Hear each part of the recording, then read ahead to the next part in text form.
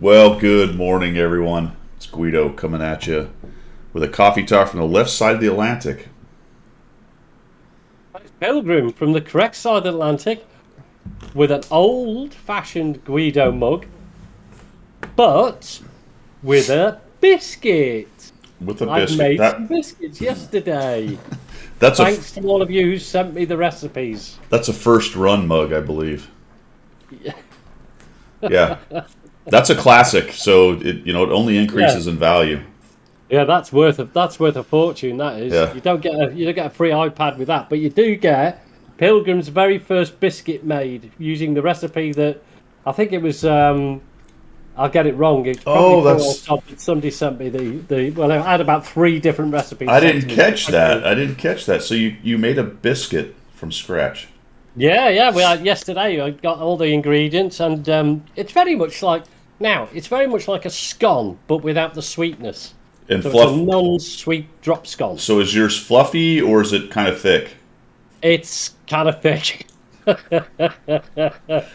I only learned afterwards that you should heat up the buttermilk, not have it cold. If you heat it up, it becomes, I don't know. It's all very technical. I'm Dense, not a yes. chef. Yeah, there's Yeah, a but there's an art to making them light and fluffy. That they can be. I wouldn't say they're necessarily like a croissant, but they're airier on the inside, yeah, less this dense. mine's more like a scone. More like a scone. And then because I watched the first, somebody sent me a link to a video. I think it was poor old Sod or somebody. Anyway, thanks guys. And that was fine. And then the next video that somebody sent said you actually had to heat up the buttermilk because the first one said everything must be really fridge cold to make. Yeah, The cold butter and everything else. But so I did the first recipe, but I'll try the second recipe this afternoon, and we'll see how that goes. I oh brute bus. I think I have a Fury shirt. I did probably at least a couple years ago at the bottom of one of my drawers. It was a little beat up. That's one of the squatters I was in. Oh, was it? It's basically this red, but this is actually my brother-in-law's business in Utah. All right, cool. Yeah, Tire Pros. All right, so how's everybody doing? It's Sunday. We got Pilgrim back today, so that's good. We got some nice weather here in Florida. It's 70 degrees and sunny today, so it's going to be really nice. Nice. Yeah, went down to the farmers market yesterday and walked. We actually walked, so that was good. There's something about that, isn't it? When it's a nice Yeah. day, taking a walk to the market. Your farmers' markets, are they similar to the one in the UK? We have like a farmers' market, but it's got beef on there. You can buy ox hearts or whatever. There's a tangent, right? Well, I used to- ours, it depends on where you are, but in our town, when you say farmers market, it's more a kitschy craft market. Oh, okay. There are a few people there selling produce. There is one guy that sells some meat from his farm. So you can Right. get fresh veg and some meat, but that's not the main focus. It's a lot of people doing arts and crafts, and you can buy, Okay. I don't know, All right. All right. like someone makes jewelry at home and somebody Yeah, crochets yeah, stuff, yeah, and yeah, there's yeah. just some woodworkers that do a lot of woodworking stuff. So Oh, it's like arts and crafts and all that sort of good it stuff. is. It's mostly that, although you can get some of the traditional farmer stuff that we love to Well, call them. I used to live in Hereford for some years, and Hereford is renowned for its Hereford beef. And I used to have a Labrador Collie cross dog. Floyd, his name was Floyd, bless him. And we went to the farmers market in Hereford. We used to go once a week His call because you sign could Pink. buy.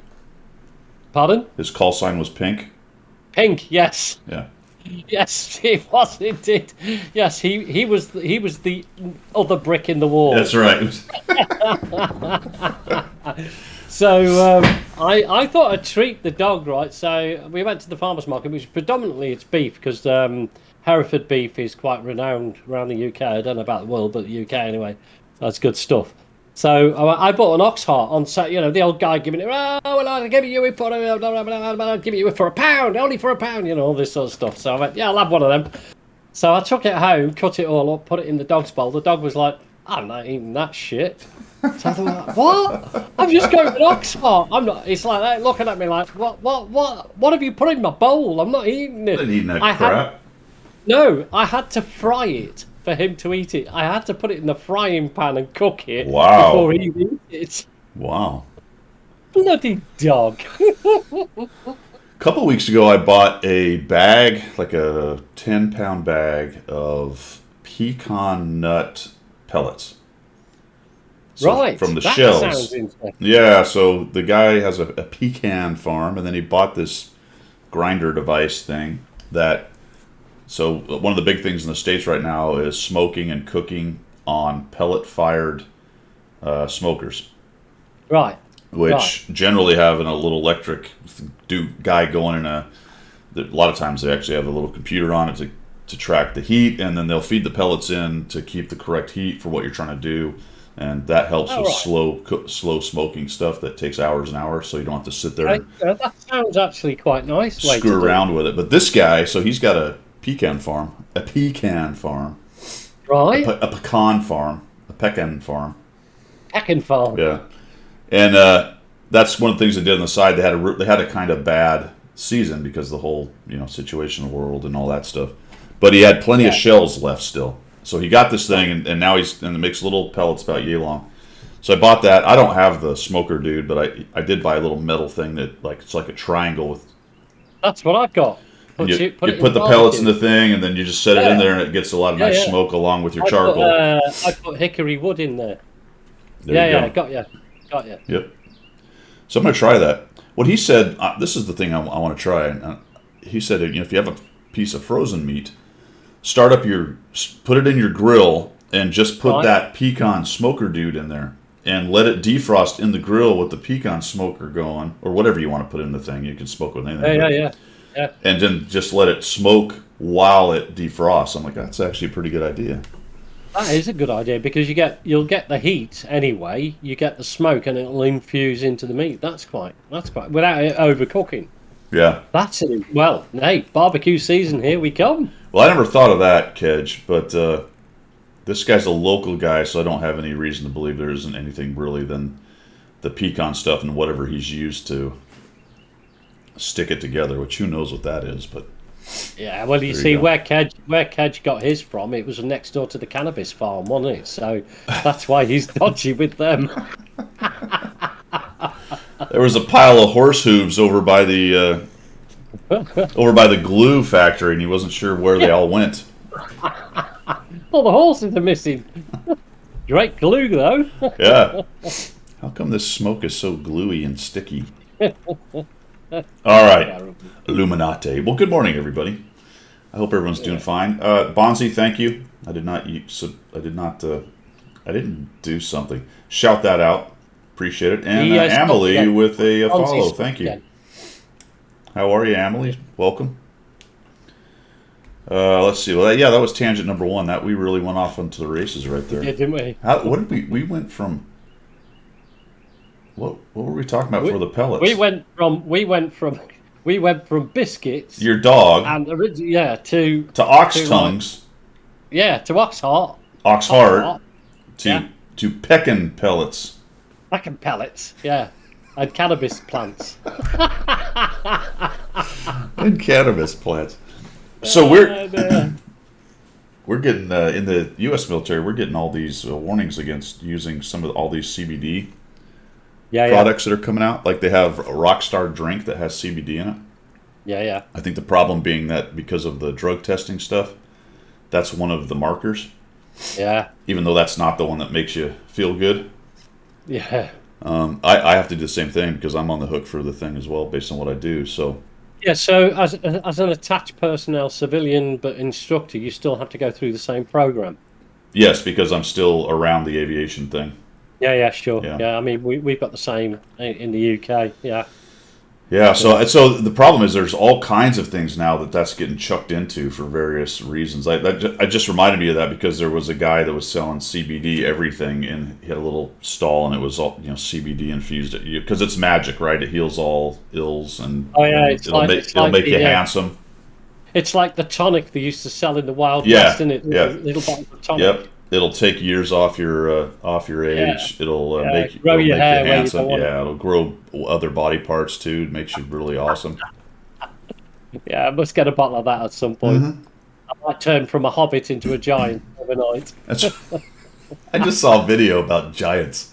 The guy was very serious. Wow, Yep. seriously? Yeah. Well, there's a couple legends in two couple different places of the world that there was a big battle in heaven. Giants fell out of the sky, and Well, it happens all day long, that. Do you yeah, not know? yeah, it's awesome. Oh dear. I've yet to see it happen, but I won't be surprised if a giant does fall out of the Well, no, sky. you're not going to see it. That was in the past. That's why. That's why it's so. Oh That's why no. you've seen tall people. They're relatives of giants. You're a relative of a hobbit. Well, I'll tell you what, to be honest, everybody is taller than me, so everybody's tall. Everybody's a giant to me. There are giants. Look at basketball players. There you go. The sanity assassin. Well, 100%. yeah, My son's part giant. He's 6'4", for goodness sake. there you go. There you go. And he So, hasn't stopped growing yet, has he? not that I'm aware of. It doesn't seem to be. No, Doesn't seem stop to be it. growing. You're not going to fit into the house. All right, channel news. Here we go. 100 battle challenge. We are on the M3Y, which I have enjoyed. Okay. It's okay, isn't it? Yeah, I'm 93, 94 battles, sitting at 56% on it. Oh. So things have gone better lately with it. It's just not very. I don't know. It's not very sexy, right? It's not very dynamic. Well, and it's not a brawler. I mean, you've got the small gun on it, haven't you? Like Yeah. I've got the small gun on it. It's not. It's not so much of a brawler. There's a lot of weakness to it, but if you get it in the right place, like any tank, if you get it in the right place, It does can good. surprise people, but Yeah, that's about the best you could say of it. I don't know if 7'2" is the tallest basketball player. it's There's- still tall though, isn't that it? is tall, yeah. I don't know what the tallest ever was. 7'2" is exactly 2 feet higher than me. That What was the guy's name? Mao or whatever it was? What was the? There was the Chinese player that was in the NBA for a while. Mount. Manute Bol. Manute Bol was tall. Yep. Wow. What What was do people feed on? I mean, they must eat something weird to get that tall. You know what I mean? what was the Chinese player's name? Oh yeah, it was. Oh yeah, that was it. It was One Hung Lo. One Hung Lo, his name was. That's Yao Ming. Yao Ming. I was thinking Mao, but I was close. Yao Was Ming. it not? Was it not One Hung Lo? No. No. Yeah. That's what, if you want a good laugh, go and find some of. I think there's several videos. Early Yao Ming lowlights. I mean, he turned into a pretty good player. He was a great player in China. It took a little bit for him to upgrade to the speed and gameplay in the NBA. Gator, thanks for the sub. Much appreciated. Hedge gifted it. Oh, Kedge did. Right on, Kedge. Thank you to both. There's he's backpedaling because he's transitioning back to defense. And I don't remember who had the ball. I don't know if it was I don't know if it was Jordan. Probably not. But anyway, the guy puts a move and Yao just like timbers over backwards. He just his feet just got his feet all together. He just goes over backwards and lands. He got better though. He got better. He got better. Well, I guess the thing is, if you're as tall as that, your centre of balance has got to be somewhat higher than most. So if you start to topple, there's no stopping you. Yeah. Is there? You're gonna go. Well, what's weird about it is in the modern day now, you get some of these big guys who are extremely agile, just Yeah. freakish athleticism. You get these big 6'5", 6'8" guys that are doing some crazy things.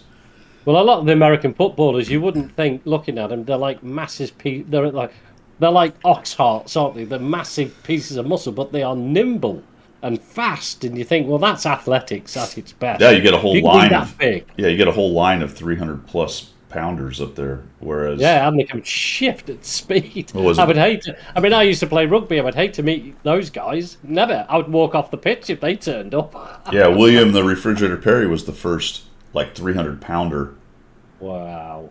and he's not that big compared to these guys now. Well, he was an yeah. absolute monster in that back then in the 80s, but not so much now. All right, let's get back to tanks. Come on. Yeah, why not? Next stream is Tuesday, Right. so that should happen, no problem. Standard Act coaching is available, and that's really it for channel news, my friends. We should shill. We should Got shill. the light, blue light special. Blue light special. Here we go. There are a couple things, actually. A couple things. Let's roll over to the garage. There's my M3Y. I've got it 1 marked. I'm sitting at about 81%. I thought I might easily 2 mark it, but things slowed down. Things slowed down considerably. Because we don't know. Because I don't know. You know, I've talked about it a couple times. When I get to the end of the 100 Battle Challenge, I tend to start trying to just get it done. And I almost always feel a drop-off right there. And I don't know if that's just... We may talk about this a little while later. Yeah. Feelings and facts, right? The feelings and the facts. Are they the same? Not always. Not in a million years. Not always. Sometimes they're a bit of a correlation, but not always. Yeah. Okay, so shilling time. Here we go. What do we got in the premium shop? We got Battle Pass reinforcements. We're going to talk a little bit about that when we get to later on when we talk about patch 1.16.1. We got some news on the 4th chapter, folks. We'll get to that in a minute. That's what we like to call a teaser. Is it? Is that what we're calling it? Yeah, because I'm trying to. You try to tease them to stick around. Yeah. You know. Yeah, absolutely. That'll do then. I don't know. It's marketing at its best. It's marketing. That's straight from our marketing department. Yeah, absolutely. Yeah. Which is somewhere near my rear end. There, oh, that's where the Guido grind comes in. I just marketed something. Yeah. I believe it's the same people that bring us the coffee mug commercial at the beginning of every one of these episodes. Yeah, that one. All right, we can get the T78 Supreme, Deluxe, and Standard. Essentially, it's the T78. Here's what I want to do based on that statement about feelings and facts. Thank you, Stickler. That is a great segue. Stickler loves the T78. He does. Is it actually good? Kedge says it's good. Ooh. Well, let's find out. Is it? I think, let's go. Let's go to the numbers. Yeah. I like this site. This is tomato.gg. And you can pick I went with all, but you can pick a tier and a type of tank, and we're going to go to TDs. We'll get rid of the light tanks, and we're going to sort this stuff. Where's the T78? Right there. You wouldn't think so, would you? Now, to be fair, green is pretty good win 8.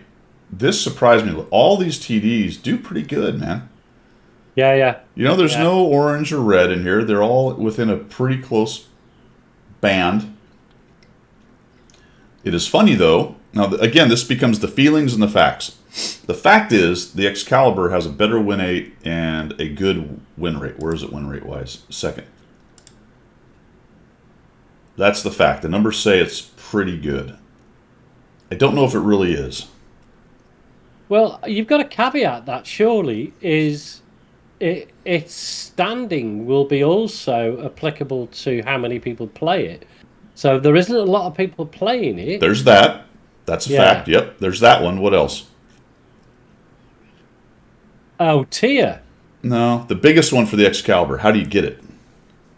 Oh, right. Yeah, of course. It's a reward tank, isn't it? And it's not that hard to get, but it does take a certain amount of what's the word? Effort. Thank you. Experience and effort. And while people are really good might scoff and go, well, it takes no effort. Well, I mean, if you're a brand new player, you have to put some commitment in and learn a bit about the game. Yeah. Not a lot, but some, and do some missions, and you end up with it. So the tank is not widely available, even though you and I and everyone probably sitting here who's very experienced in the game would go, well, hell, it's widely available. Not really. Not if you take in the wider context of all the players in the game. Yeah. So there's that caveat, which I'm with you on that. Number of battles is important, although there's a considerable number of people who played it. 22,000 is not It's not up there with all these, but it's not bad. But it is low. Definitely low. What is it? Third, second, third. Third lowest. Third. Yeah. So back to the T78. It is objectively, per the numbers, not one of the best, although it does pretty well in win rate. It's on number 3. Win 8, it's pretty far down here. And that may also have a lot to do with it being a TD, generally sitting towards the back. TDs don't generally have as high a DPG as other tanks and things like that. So the point of all that is there's a lot that goes into it. And so now let's go to individual perceptions of what's good. That is highly dependent on the individual. Yeah. Yeah. So there are certainly people who might go, I love the ARL V39. It's my favorite Tier 6 TD. I do really well in it. You look at their numbers and they're overperforming. So they do really well in it. They like it very much. Yeah. So they can objectively say, as an individual, I think the ARL V39 is a great Tier 6 TD. Yeah. It's hard to argue because they're doing well in it. Then you look at the big... there's a whole gamut of things you can add into that. There's a situational thing. There's the comfort how comfortable you are playing that particular tank. If you've got a lot of battles in a particular tank, as well as I know, and everybody else, is you do get better at it because you understand that tank's capabilities a lot more than if it was just something you dipped into. Yeah. Then that's the individual thing. And then there's the other sort of subjective idea is, and one of the reasons this is forward in my mind is, and you can look at other regions as well. Absolutely. I like this because it's the last 60 days, so it's current meta. That's why I like to use this site. And I'm not saying it's perfect. And we are looking at NA. So like you said, if you switch to EU, you can get slightly different results when you switch to other regions. So now it's number 1 in Win 8. Right, and Excalibur is. T78 is actually really good on EU, and then number 1 in win rate. But look at the striation, it's different. Yeah. Like on EU, the Tier 6 TDs don't do as well, at least in win rate. Pretty similar in Win 8. I think that's a good point. I think pretty similar in Win 8. Yeah, I mean, like the lads are saying in chat there, is that there's a number of influences. The T78s, I believe, were given away on the NA server. Right. I think the T78s in EU weren't. I'm not sure on that, but there's a lot of factors you've got to put in. Yeah, absolutely, 100%. Now, my counter argument to the region thing is, unless you have 2 accounts, which is obviously possible, we play on NA, so this is relevant to us right here. Yeah. Right? You can go, well, other regions it's good, whatever it's bad. Okay, and that's fine when you're on that region, but in terms of talking about on NA, this is what the results on NA are right here. Yeah. No, absolutely. So that's important. So yeah, I think that's a really interesting discussion. So like I said, the other part of all that had me thinking about it was the forum. And just there's a couple forum things going on where people are just at each other's throat about it's the best, it's not the best, it's got the highest this, the lowest that, the this, the other, blah, blah, blah. And everyone's arguing from their particular perspective, whether it's individual. Yeah. Some of them are talking about, you got to take the skill of the player into account. Some are just going off the numbers, the global numbers, and nobody really standing back and going, well, this is you all have valid points. How do they fit into this argument? Everyone, and the beautiful thing, the thing that cracks me up the most, is they're also fucking adamantly sure they're right. That's my favorite part. Yeah, you've got to say that is the forums to a T. Yeah, nobody will take an alternative viewpoint. No, from the one that they are right, and that is all there is. I mean, Stickler actually hits the nail on the head. Stickler said he loves the T78, and then to caveat that, he said perhaps he should say, I'm actually good at the T78. And I think that's the point. When everybody ever says, oh, this particular tank is fantastic, generally it's because you're good in it. I've looked at some of my tanks, and I've got 68% win rate in some tanks. I'm like, oh, that's the best tank ever. And then I think, no, actually, I played a lot of it, and I know what it's about. Yeah. So, and then there's some tanks that everybody else goes, I don't. wow, that's an amazing tank, and I'm absolutely crap in it. So I don't think it's necessarily incumbent on a person who says, I really like this tank and do well, and on them to explain all the various reasons not at all. Before somebody attacks them, kind of thing. Now, you can have a discussion and start, and ask the question, okay, well, why do you like it? Well, I do well. And, then you open up that discussion. You're able to have a reasonable, rational discussion. But Oh, yeah. And I'm talking about an internet issue writ large that nobody's going to fix necessarily, but that's always worth mentioning when you start talking about stuff like that. It's just people coming off the top rope, Yeah. They're right, But the you're thing wrong. is about what we do on this channel, as well, it's your channel. You bring a sense of perspective to a lot of this, which is great fun, because it means you can actually have a decent discussion about stuff without people going, "No, you're so wrong, I want to set fire to you because you're so wrong," that sort of attitude on the forums. Well, and I've had my mind changed by stuff. There's several guys, and everyone really, several in particular, who have great points and stuff I hadn't thought of, and help me learn as I'm going along as well. Yeah. But I just thought, especially in terms of this game, because the other part of it, and we'll get to this later, the other part of that discussion, there's another long thread about wargaming manipulating RNG. And then, of course, what I've left alone is the attacks on each other about skill and whether or not your opinion is valid based on your skill. And sometimes it is, and sometimes it isn't. It depends on what you're talking about, and whether you're right or wrong, kind of stuff, Yeah. Anyway, it's just kind of interesting stuff. Yeah, that was interesting. What were we talking about? We were shilling. We were, and Sutek's in the house, by the way. Hello, Sutek. Welcome in. Okay, so that was a long discussion about the T-78, which, now, I will admit, I actually learned something there after I looked around a little bit more, and then I think Clippy said, hey, it's got great DP. This actually is fairly high up.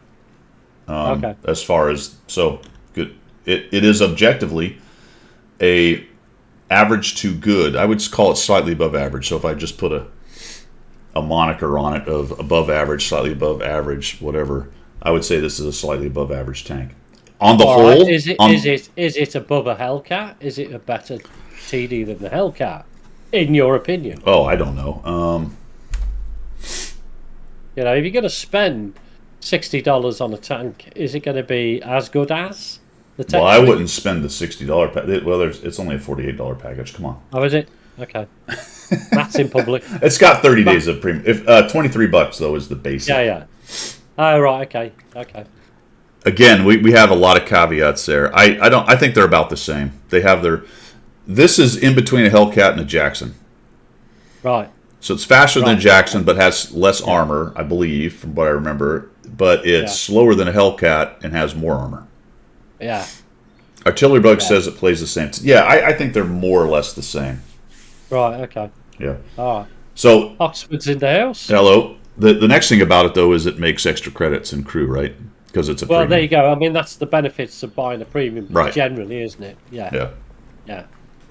That's good. It has better armor, but when you say better armor than a Hellcat, you could strap a loaf of bread to a Hellcat and have better armor. Yeah, that's true. Yeah. I mean, you can actually spit at Hellcat and it'll damage it. So let's look at this next one then real quick. The Skirta T-27. Yeah. How have I managed this? I got into some weird thing here. Okay, there we go. Tier 8 mediums. And I've been thinking a lot about this, maybe doing some videos and things on it. This was sort of an interesting result as well. You'll notice this. Look, first of all, let's just look at the numbers. And I know everyone knows this, but here's the objective truth. The premiums are ridiculously better than most of the, if not all of the. The first one you get to is a 14.5, which blew my mind. This is win 8-wise. Yeah. Then a 32 T-34-2. Let's not get too crazy into that because those tanks get played stock. And newer players tend to play them because they're grinding, and there's a lot. Those caveats are all valid things. But let's just stick to the Skoda T-27, which lives right here. right there, which Right. I don't know what place. Yeah. I wish there was a number there, but it's 20 something from what I can It's tell. in the middle of, isn't it? Yeah, not bad, not bad. Now that's win 8. So win rate, I believe it drops because yes, it drops a bit. In my mind, because it's fairly soft, it doesn't have a lot of closeout potential with its burst, more than Yeah. a single shot tank does, but it's not amazing. I think it has trouble winning games at times, in my opinion. I don't think it's a game finisher. It's not one of those where you can, towards the end of the game, go around and do the cleanup. I don't Well, think it it's got can be that as ability. it can be because it's an autoloader. So all autoloaders have Yeah, that on that side. ability. Yeah. Yeah. But its lack of armor and its Yeah. relatively long reload and its relatively small burst for an Yeah. autoloader, I think all those things work together and make it mediocre.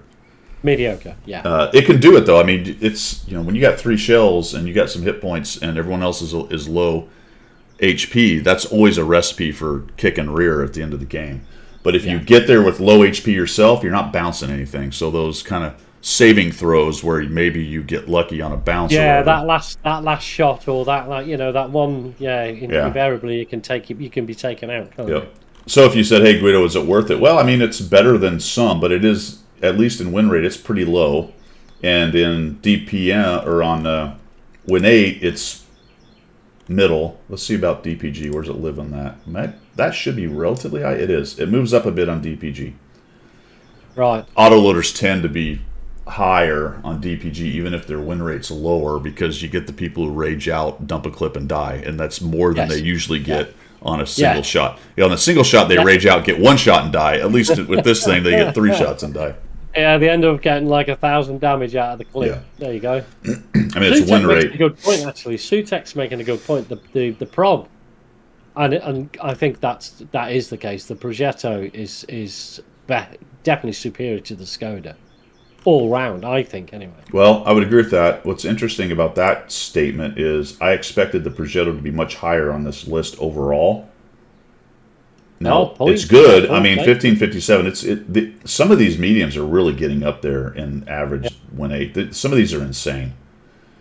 The 259s, because they're preferential and they've been recently buffed. These things have been buffed to really good, because this is recent meta right here. It's the last 60 days. The Brosk, I think we all knew. These two are reward tanks played by good players. That's generally, although the win rate on the Chieftain isn't so good. The win 8 is quite high. The Chimera is just it's an outlier. That's kind of ridiculous. It's so much higher than everything else, other than the But Chieftain. what's that down to? That's down to availability, or is it down to? Well, yeah, the Chimera is even harder to get than say an Excalibur. Yeah, it's yeah, the yeah. second. Yeah, it's yeah. the second level. So generally, it has a higher preponderance of good to great players playing it. Yeah. The Chieftain was a reward again for, as most of the, look at only 1,436 battles, as most of the rewards for Clan Wars are held by experience to good players, although that's starting. I mean, that goes with it goes with it. Yeah. The thing about a Chieftain though is that's probably a player that has everything else in Clan Wars and finally got it. I think he could build that thing on some of them, and that took some effort. So you really had to want the Chieftain T95 to get it, I believe. Yeah. But anyway, the point of it is Progetto's down here. Now, it's good. It's definitely towards the top, but it's not anywhere near where I thought it might be. No, I figured it would challenge the Baross. status. Yeah. Yeah, absolutely. Now, the Baross... Heisenberg says he's got both the Chimera and the 260, and he thinks both missions are just as hard as each other, which I believe, I would agree with that. I think it is. So here's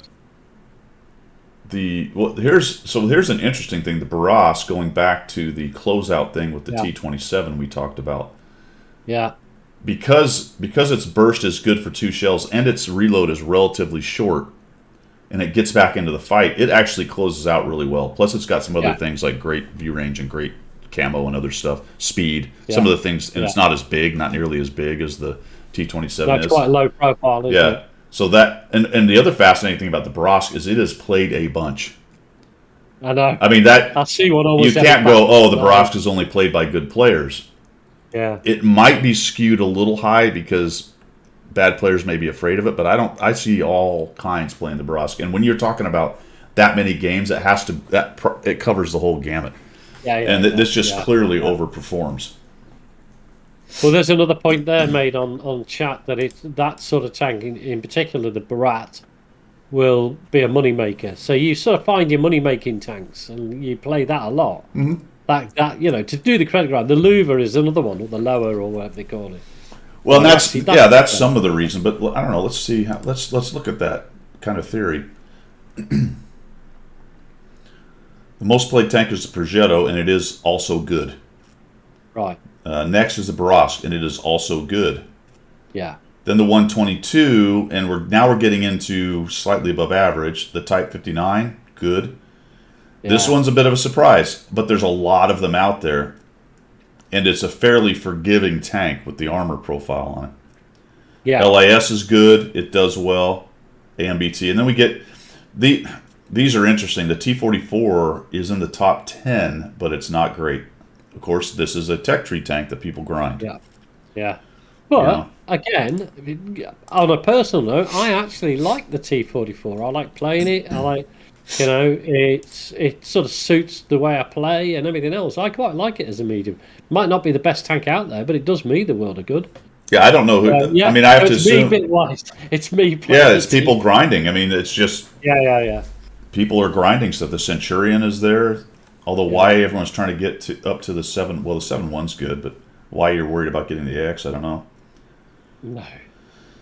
Anywho, there's a lot to it. Just all that discussion and people bringing other ideas out. There's just a bunch to it. Yeah. All right, cool. We won't do that for the rest of this stuff, but the Pertain is actually pretty good. The Sinlac is slightly below average to average for light tanks at Tier 8. And we got the rest of the stuff, and I think that's pretty much it. There's nothing on gold or premium account, and this is all the same stuff. Yeah, I like the way the specials are exactly the same.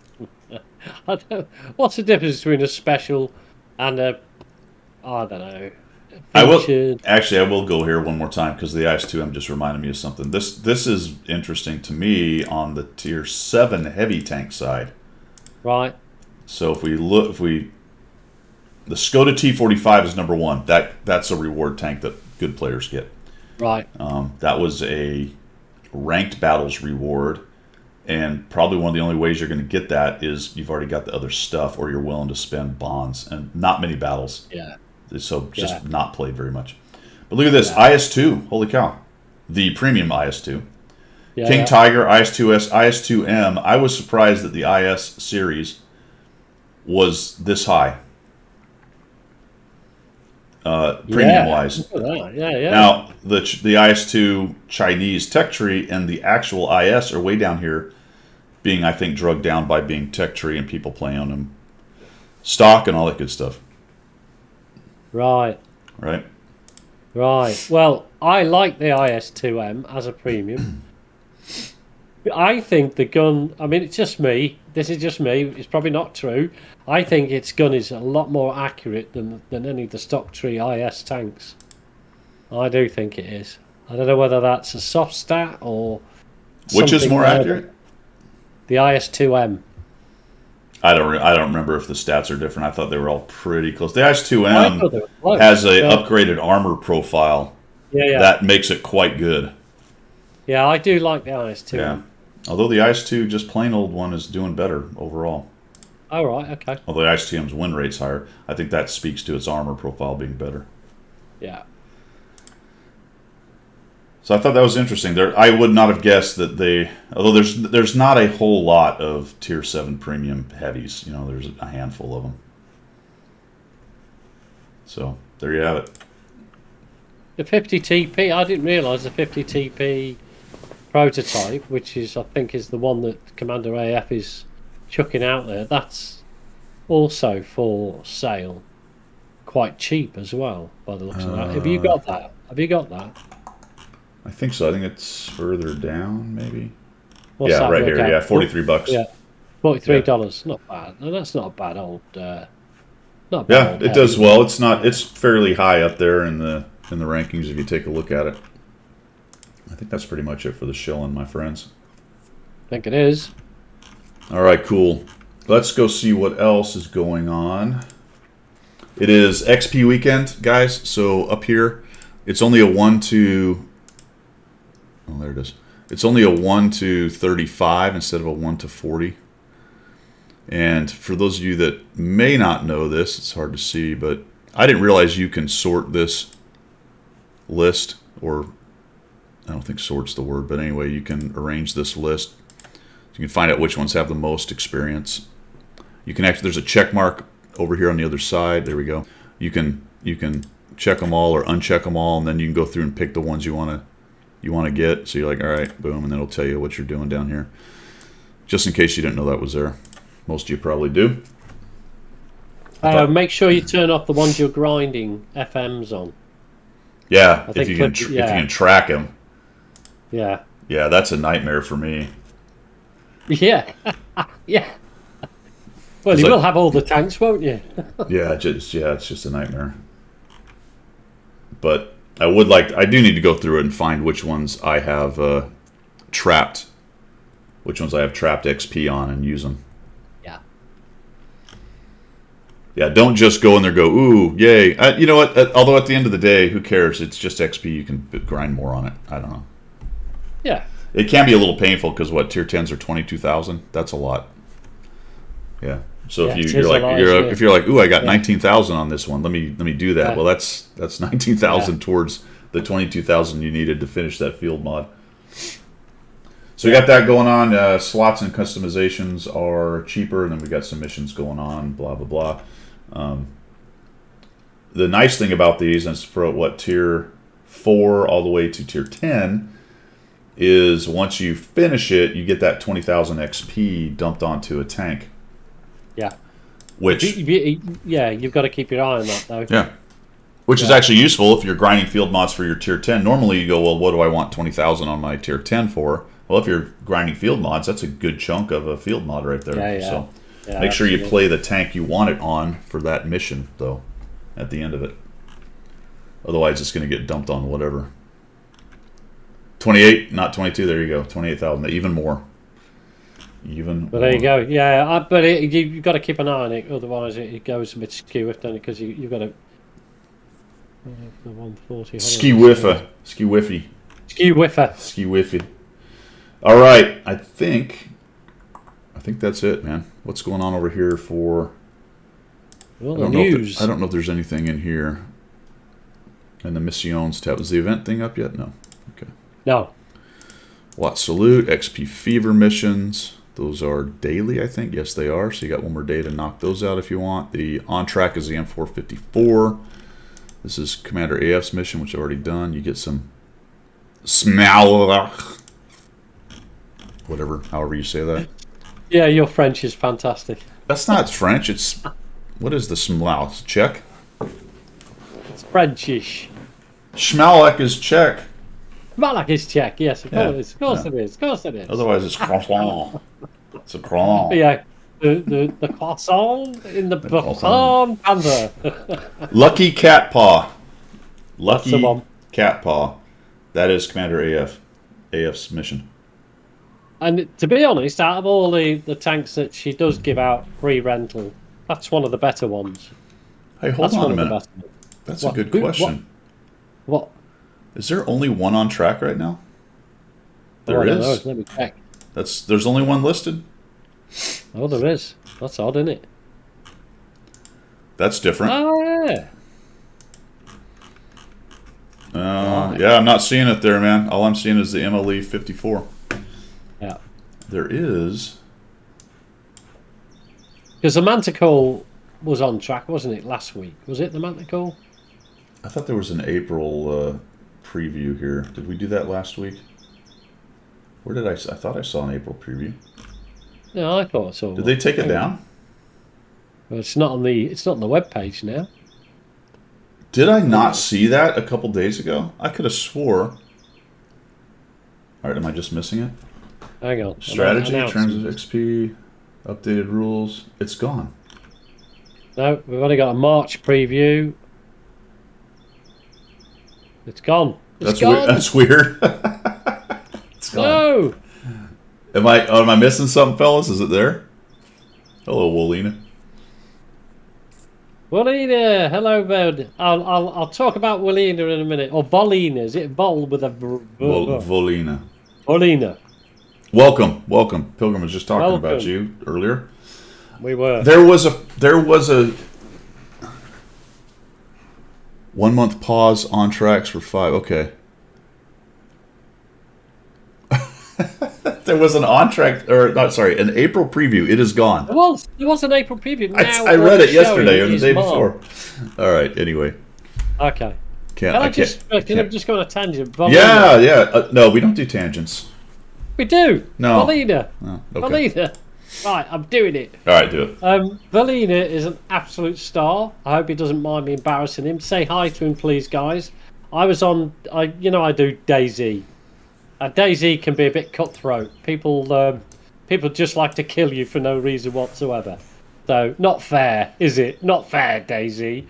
But I come across Volina because I asked for some help, and it all went quiet. You know, you can do it in chat. It all went quiet. I thought I'm not going to get any help. And this You guy know why it came went out. quiet?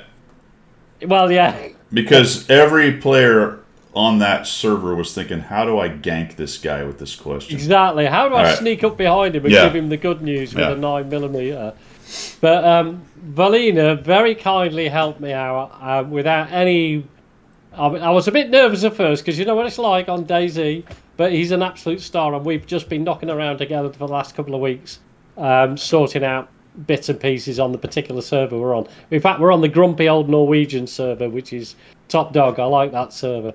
But yeah, we're just working out now some strategies to work on. But yeah, what a cool guy. That's like a gaming humanity good news story there. I think it is. Somebody particularly when actually it's DayZ. just gave you something for nothing. Yeah, Just what a star. to be a bro and like, hey, yeah, sure, I'll help you out.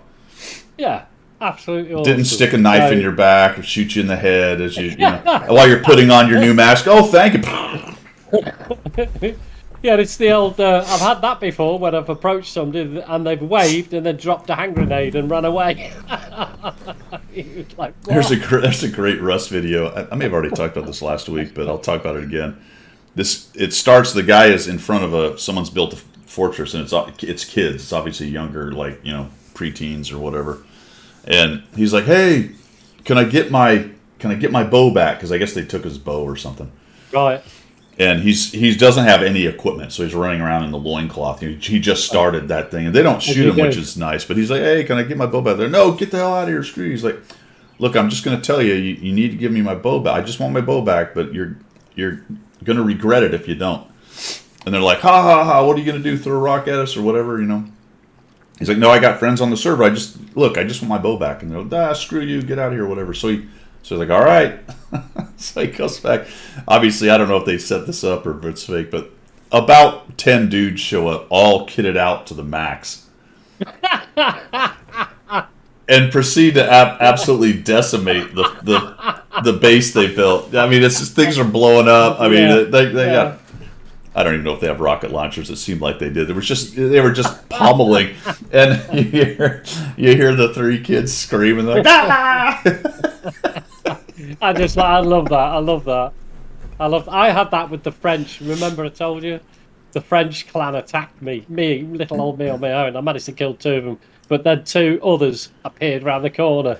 So they must have got on the old net, the old chat, and they went, "We've just been wasted by that pilgrim guy, go and get him." So they come piling in with every weapon going, I was like, "Sod you." Yeah, there's some serious craziness with those global chat games where you can hear everybody. My son's favorite story. It's fun. My son's favorite story when he started is, I think it was Rust. I don't remember which. It was one of the games, but he was in a forest and he was sneaking through it, and he heard something like screaming or something. And it's all, the closer you are, the louder it is. So he crouches down, and this guy goes running, screaming by, getting chased by, I don't remember what he's chased by, a bear or another guy or something. And you get that Doppler effect of the scream. Yeah! And he's hiding behind a tree watching it all go down. It's like, holy crap. The scariest thing about Daisy, and I know this is a Daisy tangent, but I think Velina will tell you the same. Because Velina, Velina, I do hope you don't mind, but he lives in Poland, but he's of our age group, so he has problems with his house general the same as we do. The house generals go to bed too early, so you can't. Let's not call them problems, Pilgrim. Yeah, let's call them. It's a first world problem. Let's call them negotiations. Yeah, well, I don't do negotiations. I get told. Oh, you get told. Okay. I get told. So then you don't have a problem then. No, I don't.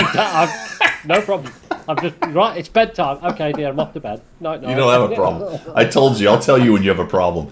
When I want you to have a problem, I'll tell you you have a problem. Exactly. Yeah. You don't have a problem till I tell you. That's right. You understand me? Yeah. Okay. Yes, ma'am. No problem. Just makes life a little bit easier, doesn't it? So yeah. Yep. So it's quite nice to come across gifts. They are gifts. They are indeed. We are on a tangent. I do apologize. Yeah, I cut you off. You were going to say the nice thing about Felina. Yeah. What it's nice is that he has the same mental attitude that everybody on this stream, as far as we can tell, has. We're mature, sensible, no bullshit. It's just a game. Real life is a little bit more important. So that's why I asked him would he like to come along. You know what I mean? Because he's a star. He absolutely is. He's good. But yeah, he had to go to bed early last night as well, so we didn't play too late. That reminds me. So last week I had my yearly checkup. I go to the doc. Standard act. I avoid doctors. I'm a former fighter pilot. We don't go to doctors because nothing good ever happens. So the best plan is to ignore it. So anyway, my wife makes the appointment. I go dutifully, and the doctor comes in, and the female doctor, she's fantastic. She's like the most hardcore person I've ever met in my life. Awesome person. Always known her for a while, but so she's like, all right, well, what brings you in? And without thinking, I'm like, well, my wife wanted me to come to my appointment, and she just busts up because I said about half. I said, well, my wife's no, well, I wanted to also, and she just starts laughing. She's like, you're so full of shit. Yeah. It's not, and it's you know what's really difficult, I guess. This is not misogyny in any way, but the males. Let's stand by. I believe we're about to have misogyny. We're not. I'm just throwing that. No, when you caveat this is not misogyny, that's exactly what's going to happen. I think the male of the species don't quite understand how insidious the female of the species is because they don't. You're right. That was definitely not misogyny. You got us there. They get in like the little cracks that you have that you don't know. They get inside those cracks, and before you know it, you're doing exactly what you're told. You're like, well, I'm not doing that. I'm the man of the house. Yes, dear, I'll get that done then. Hashtag cancel old British guy. Yeah, cancel the old British guy. I think he is Sutek. I believe we've struck a nerve here. Struck a nerve. See, poor old son's got it right. He's house general for it. Oh, that depends on how. Yeah. So maybe that's not a good thing, man. Maybe that's not if it costs money. It's definitely not. Because as much as you make fun of it, I don't think I would enjoy that necessarily. No, I like the fact that my house general says to me on a number of occasions when I seem to be winning the battle, she says, you do realise that your military pension is 50% mine if anything happens. I'm like, oh, okay, that's fine. Yeah, we have that too. Yeah, after a long enough marriage, it's a 50-50 split. Yeah, exactly. She gets half of everything, You know what I mean? And then she also says, and when you pop your clogs, I still get your military pension as well. Can't win. Yeah. With all due respect, and then there's no respect being offered at that point. No. All right. That is missions and specials, my friends. And yeah, it does seem to be that there's only one on track, and somebody mentioned it further up. Well, Cliffy found the preview. What the? Hold on. Gone. Page not found. It is gone. It's gone. All right. Excellent. I was not losing my mind. Subjects du jour, my friends. Subjects du jour. As we have gone an hour, That's pretty good for all that stuff to finally get the subjects du jour here. And I am full of coffee. We're going to take a 5-minute, guys. Usually we power. Mocha. Mocha. Yep. We want mocha. Bring it on, mocha. We'll be right back. 5 minutes.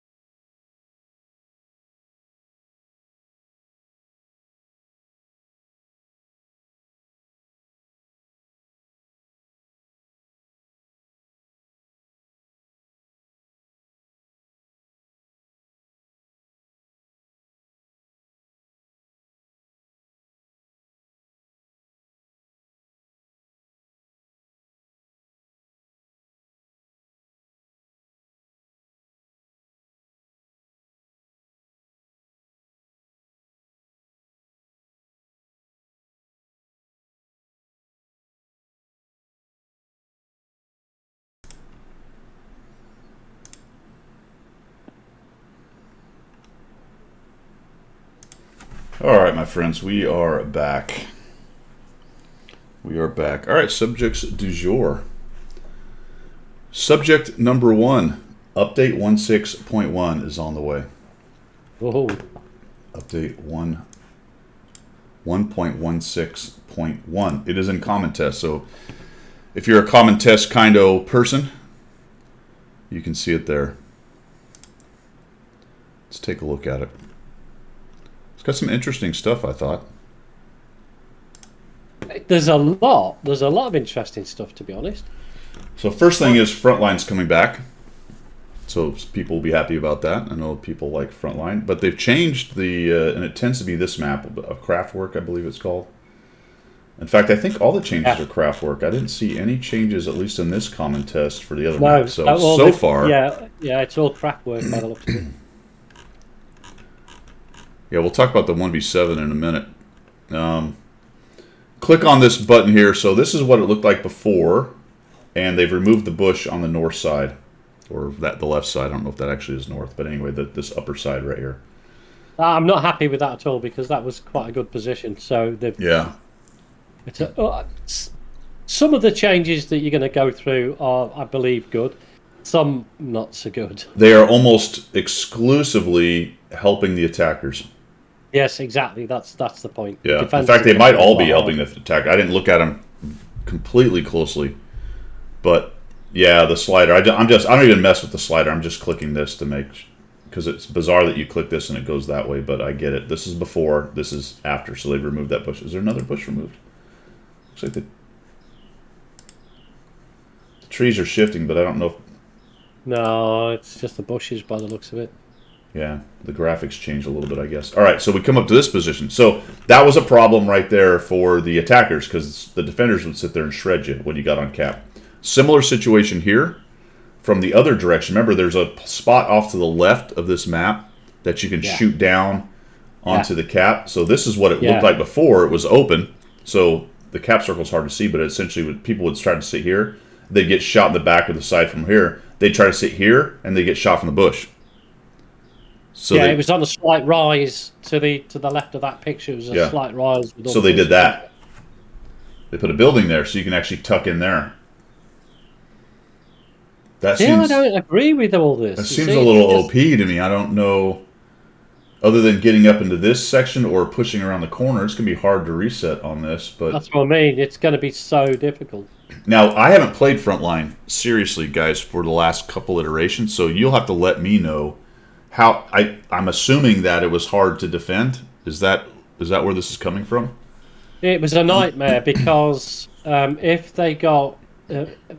All right, I agree that if you got into that area there and into the cap where the cap area is, you could well get shredded. But the problem with this now is there's no way of getting that cap reset. No way.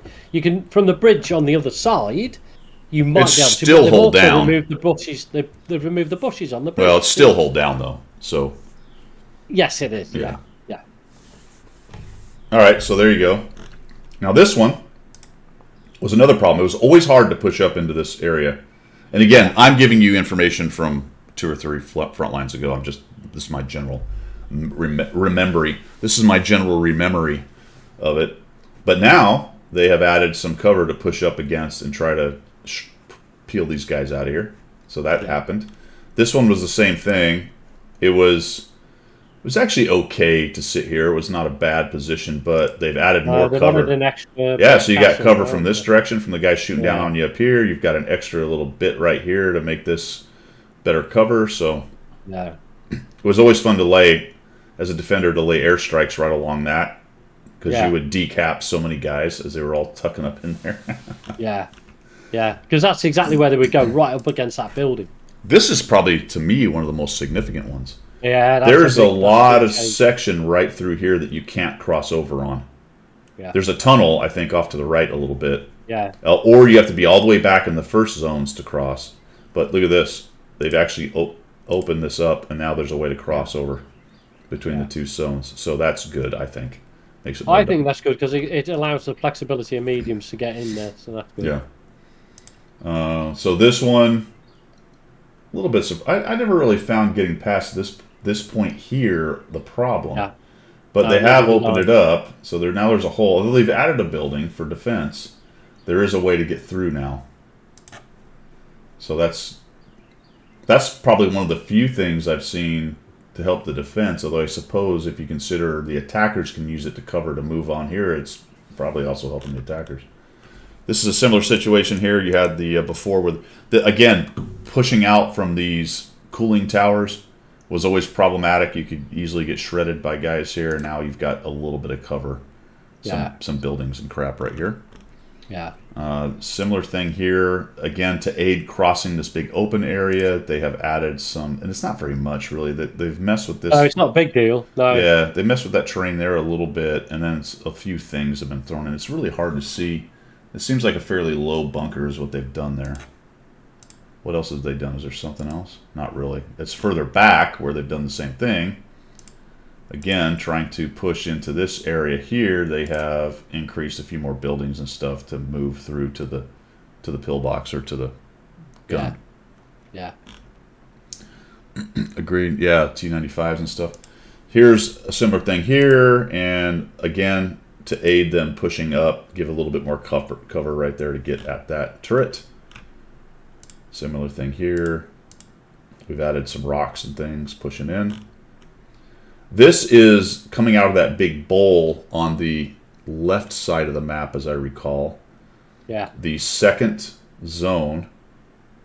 Yeah, the second zone, because that's the train track or the road, the raised road that goes into the turrets. So this is the second zone. Coming up out of it was kind of problematic because people would sit back here and snipe you.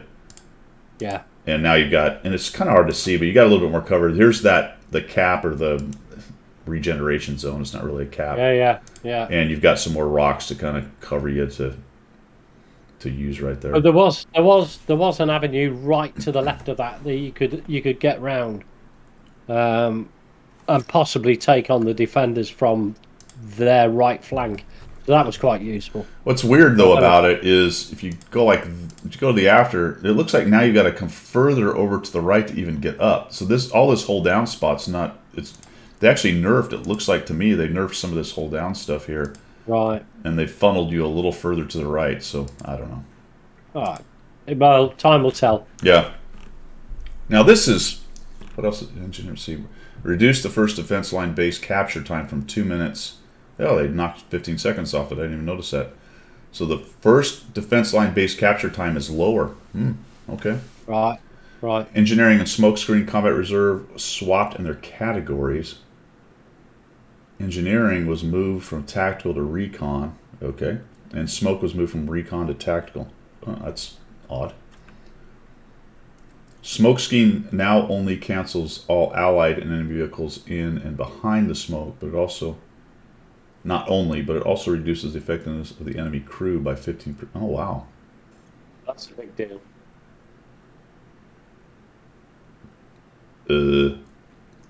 So your smoke screens will reduce the enemy crew, and their smoke screens will reduce your crew. Yeah, that's a big deal. That's dumb. Yeah. Don't know why. Wouldn't it reduce everyone? I never found a great use for the smoke screens anyway. Because the minute you lay a smoke screen, the enemy know exactly that you're going to go through the smoke screen, unless you're going to do left or right flank from. Well, I've seen it help with capping if you dump it on there, and Capping makes it harder for them to shoot you. Like you said, though, then the people drop arty in there, but still, it's harder to see the tanks. I don't know. Yeah. All right, this one. So we discussed this a little bit in Pilgrim. I won't put words in your mouth necessarily, but you said initially anyway that you liked it. Yeah. And what's happening here is the outline mechanics are changing. You can see this mouse. That's obviously where this part of it you can see. Here's the rest of the tank. You're going to see it outlined behind hardcover, and if it's solid, you can't shoot through it. If it's got the dots, you can shoot through it. Another example here is this section is not penetrable. This part, which is this is a trailer or something right here, little vehicle, is penetrable. And then this is the clear section right here. I don't know if this is a great example because I feel like this girder, there's actually a space between it, unless maybe it's not. Maybe the angle is such that you can't see through the space, so it is solid. My opinion of this is I don't like it because I feel like it nerfs skill a little bit. Oh, okay. Oh, that's a fair point. That was always something you had to pay attention to. And you bet this makes it easier. Again, dumbing down the game. Let me just think on that. I think... Okay, my biggest problem with the outline was because the maps are quite detailed, it's sometimes it's difficult to understand which parts of the map are destructible and are not. Even if you've got 100,000 battles in the game, there are some buildings that you're not quite sure of. Exactly. Etc. Etc. As it should be. So for me, it gives me a better indication of where I should aim. Oh, absolutely. I am not arguing that it does not give you a better indication. 100%. So it's been dumbed down for Pilgrim. I'm just saying I wish they didn't give it a better indication. Okay, all right. This one I'm not as worried about, and people like this a bit. They've removed all of the 3D extra garbage on the highlight, so it will be there. Yeah, it'll be drawn and you'll see it, but when you highlight, you only see the part of the tank you can hit. I think that's probably a good thing, although you might accuse me of hypocrisy to some extent between the two, because this could also be construed as a skill and knowledge thing as well. You know, okay, yes, you just got to know that you can't shoot the 3D elements, but whatever. There you go. I think this was something you needed to learn in the game, and here's the other point. You would have an advantage against people if you knew these things. I watch replays a lot. I see people who I can tell they don't understand what's going on here in the old system with whether they could shoot through it or not. Yeah. I think there's also an argument here for low-end PCs or settings sometimes could be more confusing. So this should probably help that too. If your visuals suck, your monitor sucks and your visuals suck, sometimes it could probably definitely be difficult to see what was going on. I think just to come back to what I was saying before is that sometimes you can put yourself into a position of cover when the bush goes opaque or something like that, and then you see the outline sort of a mile away or whatever it is, and so it's quite. You're just going to shoot me down in flames, but it's quite difficult when you're in an opaque cover situation, so you don't have visibility to target the right part of the tank on the old system. So it's going to affect your shot ability if you're in deep cover. So I think having the outline a lot clearer, it makes it easier, but it also clears up that.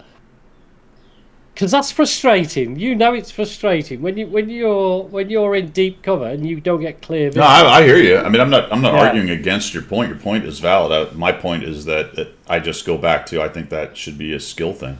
Okay, yeah, I mean, you're right. It is hard to shoot something behind an opaque, especially if there is some cover involved, because it's hard to find out, if you have that shot or not.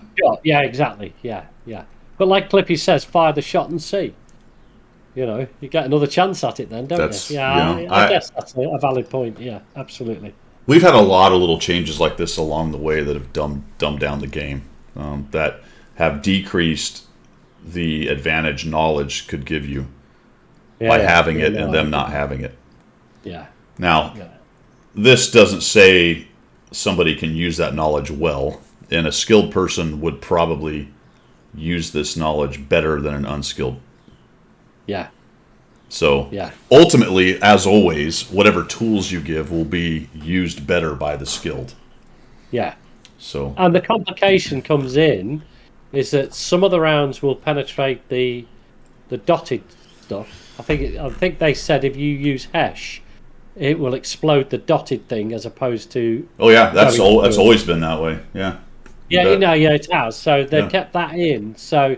But it's now indicating that if the part of the tank has the little dots on, you're not going to hit it because it'll be the post box or the. Well, the AP will go through, but I think it loses pen, as I recall. Cliffy can. But the APCR, APCR, but for HESH rounds, it won't go through at all. No, it explodes on it. Exactly the same, yeah. Somebody was saying they like this. I kind of like this one as well because there's so many variations on what people have, as far as, and it's becoming more and more because we're starting to get tanks that have multiple 3D skins. Yeah. Yeah. I mean, rubber dinghies. I don't know. Yeah, missile systems, for crying out loud. Surfboards. Don't get me started on bloody surfboards. So Charlie don't surf, man. So no. Yeah, it's not enabled by default. Somebody just mentioned that, and here's how you do it. You're going to go into the reticle. It's in the that makes sense. All right, so it's in the reticle section, outlining. So you're going to have a new thing to select and do all that good stuff. So here's the question then: as a person who feels that it would reduce the skill level of players, dumb it down in your words, will you decide not to have that switched off? Of course not. So you can. Of course not. It's an advantage. Yeah, that's I know. I get it. That's a purely. Yes. Yeah. I am not a gold round orthodoxy guy. I am not a setting orthodoxy guy. If you're going to give me an advantage in the game, I'm going to go ahead. We're going to use it absolutely. With the exception potentially of things like some of the tanks. Yeah. You could say that the EBR is an advantage in the game. I don't play it much because I don't really care about super overpowered tanks. No. So as always, there's always going to be some hypocrisy going on. So I can't claim that that's not like you, Guido. No, I can't claim that's completely different. But there you go. Well, I'll drink my tea to that, sir. Take me with all the warts and all. All right, so that's that. Outline's pretty cool. They're going to change the trade-in thing just a little bit next time it comes up. You can't see it right now, but are they putting more vehicles in there? I think they're giving a bigger choice. I think they're getting a wider expand the number of possible offers. Okay, and make them more attractive to you. Well, that's interesting. What does that mean? Oh. Give you more for your trade-in, potentially? Well, I think there's a word comfortable being used a lot. If you watch the Comfortable. video, comfortable. I don't know what that means. Comfortable. They're going to give me a They're cushion gonna for my they're gonna back. be like, lean back. This won't hurt at all. Yeah. Yeah. We're making it comfortable. Get the rubber glove on. Yeah, exactly. Yeah, anytime Wargaming starts saying we're gonna make you comfortable, I get Yeah, uncomfortable. yeah, absolutely. I'll Now, start to all of a twitch. sudden, I'm feeling a little itchy and uncomfortable. Yeah, I'm not happy with this. Someone said they think it's just an interface change. That might be very well because it was a little clunky trying to figure it out. So if they make it easier, that's great. You're probably right. It probably is just an interface change. I don't know if there's any mining you can do on the pictures or whether it even matters. I mean, most things were tradable though. Most, except for like some of the Well, yeah, you some can't of get the T95 traded, can you? yeah, exactly. Some of the reward stuff was not in there. Yeah. You'll Let's feel a see. slight pinch. Defect says you'll feel a slight pinch. I tell you what, as a tangent, when I had my prostate check last Oh year, my God! Here we when I had go. my prostate check last year, which was the first time I had it done, right? Well, I should have had it done years ago. You're supposed to do it from the age of 50, aren't you? But anyway, last year I went into the surgery. My normal doctor, she's quite a sweet lady, and it's a bit embarrassing, isn't it? But hey, whatever. I had a locum. She was the biggest woman I've ever met in my life. Big, I mean big. Her fingers were the same size as my hand. So you can imagine where that went. Just lean over that table there, sir. We'll get this done. I'll tell you what, eyes water, they were streaming. I'm not going back Now, again. now we're all uncomfortable. Yeah, I'm not going back again. Couldn't sit down for a week. I thought you were going to tell us you looked at her and said, "I'll be back next week." Yeah, I said, boy, that was fun. Let's do it again next week. Rolex, I'm sorry. I don't know why we went into prostate exam. I don't know. Anyway, there you I go. don't know why we're talking about that at all. All right. Don't forget, Ba- guys, get it done if you're over Battle 50. Pass test. Here's some essay on this time limited chapter 4 that they've been talking about. We finally have some information on it. It says it will unlock toward the end of the season around May. Now I don't know what that means in terms of do you have to have the other 3 done? Yeah, it's not very clear, is it? It's not. There's a lot of let's say there's a lack of correct information. Now you could go to Detail. the common test. I assume it's working in there. It must be because right now they have the 122 TM set as the reward. Let me back up. Essentially, it's going to be a chapter to get you a brand new Tier 8 premium. Currently, the Yeah. 122 TM is in there just to check mechanics. Yeah. Yeah, 10 stages. You know what that sounds like? Yeah. Well, we said, didn't we, before we started the stream? I mean, it sounds like a marathon to me. Marathon. Yeah. So Yeah. I think Battle Pass and a marathon got together and they had a baby. And they had they called it a past They marathon. called it chapter 4 of Battle Pass Yeah, because past it marathon. does seem to have some of the mechanics. It's got the extra The level or grind. It's whatever. got the grind thing, hasn't it? There's base rewards and improved rewards, as it says. You cannot invest progression points previously earned in Battle Pass into your progress. Okay, that makes sense. Yeah. It'll have new points. The increased point limit for Battle Pass core vehicles also applies to this additional chapter. Okay. This is the one I think everyone really wants to key in on, and that was the question we had. Each vehicle in this chapter will still have a point limit. Okay. You'll be rewarded with additional Battle Pass points when the limit for a vehicle has been reached, even if you started filling the limit before the start of this chapter. Right. That seems to indicate that you will not have your points reset for that chapter for your tanks. Yeah. So whatever Yeah. you've done in the previous 3 chapters will still be there. But if you stop right before getting to the top level, it sounds like You You lose all that. can. No, it sounds like you can get that. So for tier 6, if you stopped right before Oh yeah, 100, yeah, yeah, yeah. you will get that Yeah. extra 15 when you trip the 100. So that's Right, that's what I'm getting out of that. Somebody may have a right, different interpretation. right. But it does say you have to activate it manually. It doesn't automatically kick in. You've got to activate it. So when it does come live, you've got to get in there and click on it Yeah. straight away. Yeah, so I should have waited on my tier 6s. I'm not that worried about it. Each stage completed in the battle pass will bring you useful items. So this is a little bit different than. No, that's not true, because is that how the marathons went? You did get stuff, didn't you? Yeah. Yeah, as it progressed, you got stuff as you went along. Right. So it's like a it's like a it's a marathon. It's a It's marathon, like isn't it? Yeah. a marathon battle pass ish thing. But the tank that they're currently showing is not the one that they're going to give, I don't think. No, it's not the 122 TM. They said that I think that's a it's new. placeholder, isn't it? Yeah, it's new. Placeholder. Yeah. I'm not sure which tank it'll be. Maybe the American double barrel one, but that's still in super test, so I don't know if that one's close enough. But this is a couple months off, so who knows? Yeah. Yeah.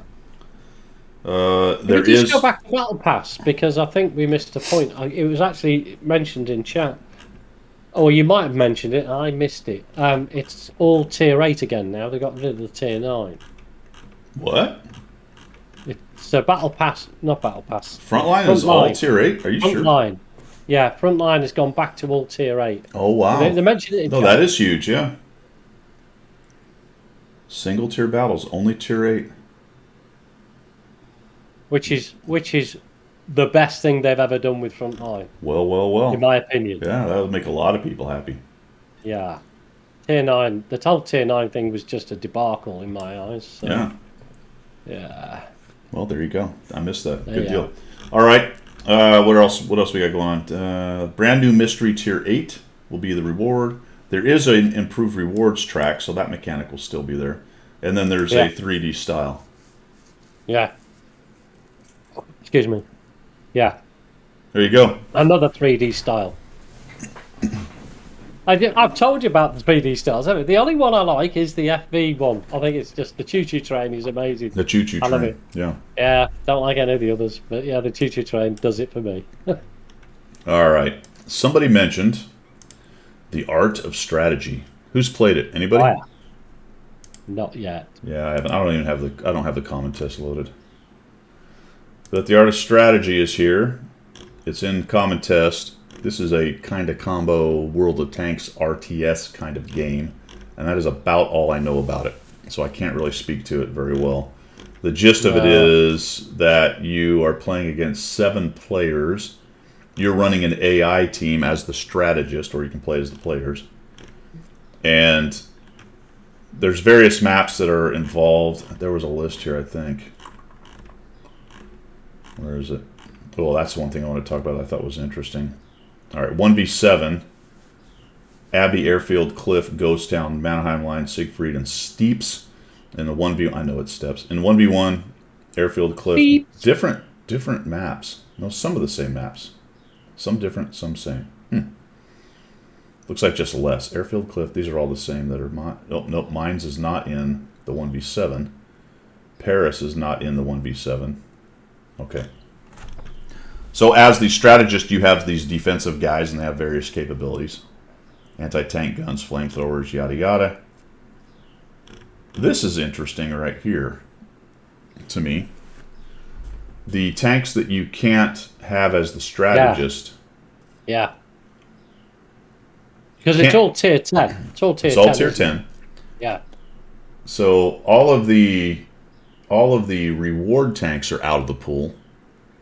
Chief 1 being the Chieftain and the 279 the Chief 2, but all the rest of them, M60, all that's not available. To include a bunch of the tech tree tanks that are not available, and these are all the tanks with special mechanics. Oh, stuff like the Cramban and all that sort of stuff. No. Oh, no, Well, the auto-loaded. EBR with its speed boost is not there. ST2 with its double barrel is not there. Sturv with its press X for shooting is not there. The M5Y with its track mechanic is not there. And the CS63 with its go fast mode is not Well, there. why? Hey, I think that's a brilliant idea. I like All that. of Pilgrim's X mechanic tanks Yeah, are, don't have to press the second button to do anything. Just shoot. and now everything's perfectly highlighted, so you know, so you don't have to That's worry it. about hitting the ground. I'm definitely going to go do that mode when it kicks in. Definitely going to do it. Yeah, I'll become a star at that. I like the whole idea. I'm trying to still try and get my head around it. So you are in control of an AI team, but you can individually drop into any one of those Yes, tanks. that's what I understand. And you can Right, give them orders, so the AI will drive them around and shoot, and you can give them basic stuff. I think you right, can target them on tanks. You can tell them to go to a position. You can tell them to defend. It's all right here. It's right. Okay, that's interesting. adapt. That's a whole different. What game is that like? I can't think of a game apart from something like Command and Conquer. I can't really. Or Yeah, it's a it's a bit standard Command and Conquer. RTS concept with the Oh, ability okay. to Right. jump into a tank and control it. Yeah, yeah, yeah. All right. I don't know, Mr. Stranger Danger. I don't know. It's common test right now, so none of that I think works. That's It, one of the unfortunate side effects of doing that kind of thing. Is anytime you spend on common test, correct me if I'm wrong, I don't think you get any battle pass points on your main account. no, it says in the blurb somewhere that it won't cost you anything, but it won't gain you anything either. All right. So none of the repairs or anything else will cost you anything, but you won't get anything towards anything. It's non-progressive in that sense. Yeah. Kind of brings me back to something I've talked about a lot though. Why is it always tier 10? I don't know. Because they see that as the pinnacle of the game. Because that is the top end of the game. That's how they see It'd be it. fun to like make it tier 1. Yeah. We want that map back. There's We not want the enough toilet tanks bowl left back. at tier 1 though, so it'd probably have to be 2. They've nerfed, so tier 1 is just what, one tank per I think it's one tank per line. one Isn't per it? yeah, one per country right now, right? Per nationality. Yeah, but that'd be fun in the toilet bowl map. Just have that and just AI it all over the place. That'd be awesome. I don't know. It could be amusing. I think a couple of the CCs. There's a few videos out. People have played it. I think the largest complaint, and again, this is not from personal experience because I have not played this at all. The biggest complaint I'm hearing from CCs and from the videos is the controls are a little clunky. All right, okay. Yeah. So Which is why it's in common test. yeah, they're trying to work through it, Yeah. but people like, geez Louise, it's hard to control these things. Yeah. Six Pack Daddy's played it. Paris Yeah, and what did he Mines. say? He said. You He like said it? Paris and Mines are in the mode for the strategies. I played it for a while last night. So I don't know. Mines is a good map to have that sort of thing in, isn't it? I guess. That's right. There are some actual goodies on Common Test. I forgot about that. You do get some stuff for it. It's just I don't think you get Oh, do battle you? pass. Yeah, you don't Okay. get battle pass points though. No. It's all the controls that is going to make it difficult to play. Yeah. It's a it's an interesting concept, I'd say. I think Yeah. a lot of their base is probably not into RTSs very much. Yeah, be a bit of a well, let's say it'll be a bit of a big stretch to turn the game that way, but Yeah. they're trying everything, aren't they? Yep. So there you go. There's that. What else we got going? I think that's pretty much it. Oh. Oh yeah. Some of the guys who are on the forums will know what I'm talking about. But there's a big long thread right now about is RNG manipulated by wargaming? Of course it is. Of course it is. That's right. There's RNG. That is the RNG AI. Actually, that's wargaming's RNG AI. It's all contained within that helmet. It's there. Yeah. That's it. He says yes or no. Yeah. It's I just should have another sign there. I should have another sign when you flip it over. It says yes, and then another one that says maybe. yeah. It's so crazy the various opinions that get into it. I think the one I can't ever wrap my mind around is the one that essentially takes agency away. Individual agency. Yeah. The idea that it's just completely rigged and there's nothing you can do. Let's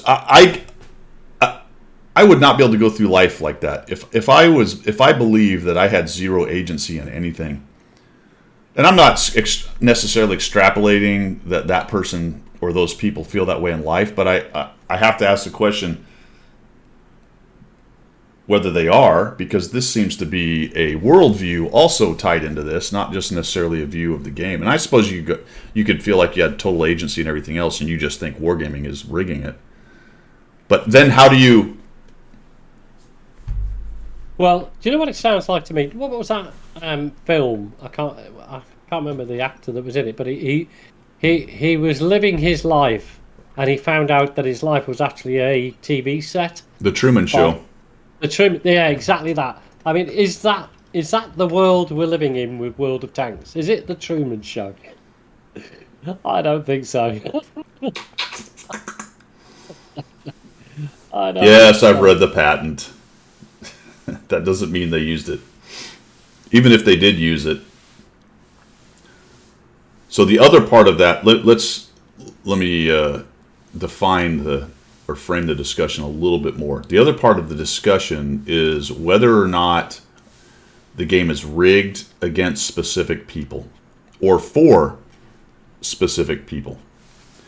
If their patent does everything it says it does, or they used it and have built in some kind of mechanics to use the patent's ideas of shifting gameplay in certain directions on a meta scale, so what? Yeah. We're all playing the same game. Yeah. So your skill works within that system, and then we will stratify who's good at that system, however that system works. Yeah. Yeah. In that case, in my opinion, it makes no difference if the game is trying to change things. People learn how to do well within that system. I think the evidence is clear. Yeah. That in this game, we all live within about a 10% win rate band. Yeah. And the stratifications, while they don't look like much, are fairly significant between a 49% and a 55% player. Yeah. On an individual basis, we can always find exceptions. There's no Yeah. denying that. But overall, in the meta side of it, that's kind of how it goes. It gets weird to me, though.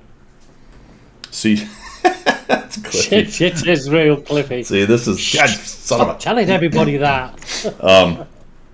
Yeah, I'm sure you've seen my CCRNG.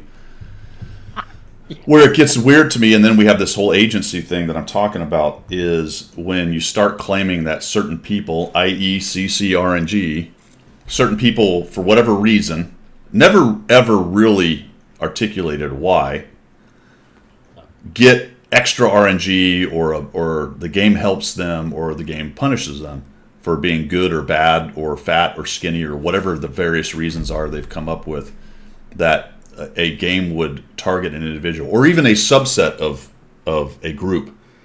You know, good players, bad players. You know, win 8, which why they would use that I don't know, but maybe PR. I don't know. Maybe it's PR driven.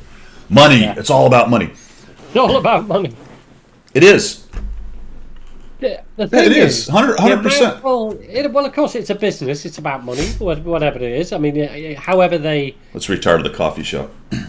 Yeah, exactly. However they manipulate whatever the game manipulation is to make money, whatever, it's a business. But coming back to that, the amount of effort, the amount of coding, the amount of individual work on each player to be able to manipulate the game in the way that some of the forums suggest would be beyond.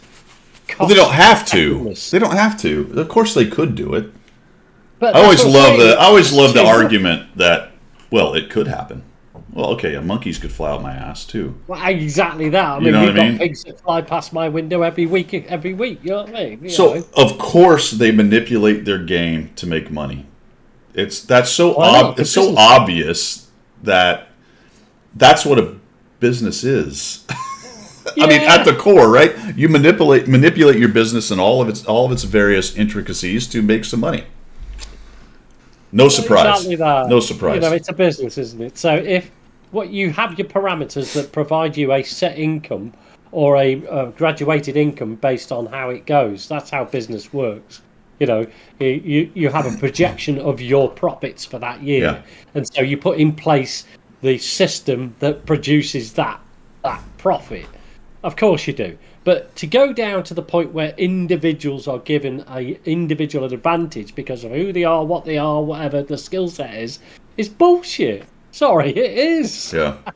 My argument's always My opinion been only.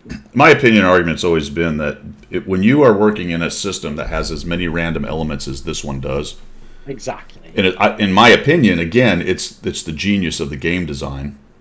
Yeah. It doesn't need a lot of tweaking and pushing to come out with results like it does. The randomness serves to tamp down high end skill because there's just a certain amount of stuff you can't control. No matter how good you are, you have no control over a large amount of stuff in the game. So Because you've got 30 individuals doing their own thing in the game. that's You just can't one of do the that. mechanics of many. Yeah, 100%. So you so know. that serves to minimize top end skill, to not Yes. limit top end skill to some extent, Limit top-end as skill, yeah. exemplified by top end players being around 65% or so. Yeah. And that's a pretty high outlier, right? Otherwise, really, they'd be 100%, wouldn't they? They'd be 98, 99%. oh, absolutely, yeah, 100%. You start looking at some of these FPSs where you point the shot goes, that kind of stuff, where there's not randomness involved. The skill level striation opens up significantly. Yeah, absolutely. Because the top end guys, and that's one of the things people always say about World of Tanks is, well, it's not Twitch oriented. Well, only because of the so much RNG and dispersion, and it is Twitch oriented because there is an interface between the RNG and the client. It's you. Yeah. These, exactly. this, all of that. That's the interface that has to move the mouse, move the keyboard, put your tank where it needs to be, point, and do the left clicky thing. Yeah. Right, and then all the decisions that have to happen after that. Yeah. Well, if you take the attitude that there is a huge amount of manipulation in the game, then without human input, i.e. you and I playing the game, the bots would be at 90% win rate. The bots would win every battle because they are not human interface. They're not. So, they would, the bots would win every time. The stream is rigged. The stream is rigged. It was rigged. I'm with you, Sutek. I'm not with the it's impossible to do crowd. I'm not saying that at all. It is. You could easily put in there. But then the question becomes, who do you do it against? And if the answer is Wargaming rigs stuff to massage certain elements of the game, they would have to do it in large batches, I think. They might be able to target some situational stuff, and even if they do, so what? But when it gets down to me, it's insane to go, well, specific players have good or bad. I was put in the loss bucket. I was put in the win bucket. Yeah, exactly. Why would they care about that? There's no reason to track individually or even in relatively small subsets. There's no reason. They don't need to. The game does it by its nature, by its design. Yeah. Yeah, it's too generalistic. It's not so specific that it can individualize each player and put them in a situation of a given state. It's a general state. You're a team of 15 against a team of 15 in a given map with the breakdown, the MM breakdown. What happens during that game? There's a million different variants of that game with that. Yeah. So how can anything be rigged to that point? The coding alone for that would be huge. You just couldn't do it. Well, I mean, Defects, I hear you. I'm with you. I think basically on that. And the casinos do tweak stuff, but that's on a meta side. They don't see a player coming in who's going to a slot machine and say that guy wins today or that guy loses today. They tweak the meta numbers to. Yeah. And then isn't there also laws involved with that? I think that's a fair. Although it's all run by shady people. So maybe it is wargaming. I don't know. Maybe.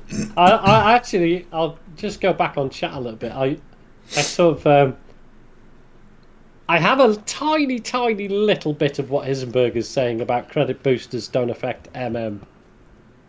Sometimes it feels that way, whether it's not. I know it's not. But there are times when I've clicked all the credit boosters and then had a run of 7 losses. I've got. It does for me because I should Yeah. never lose. Well, there you go. Because that's how I'm that good. So I know that any time that if I click a credit booster and I lose, I know it's because it was rigged. That's how I feel. No, it's not. But it's a fleeting thought that I shouldn't have pressed the credit booster. Yeah, but it was. I actually don't. I would not doubt.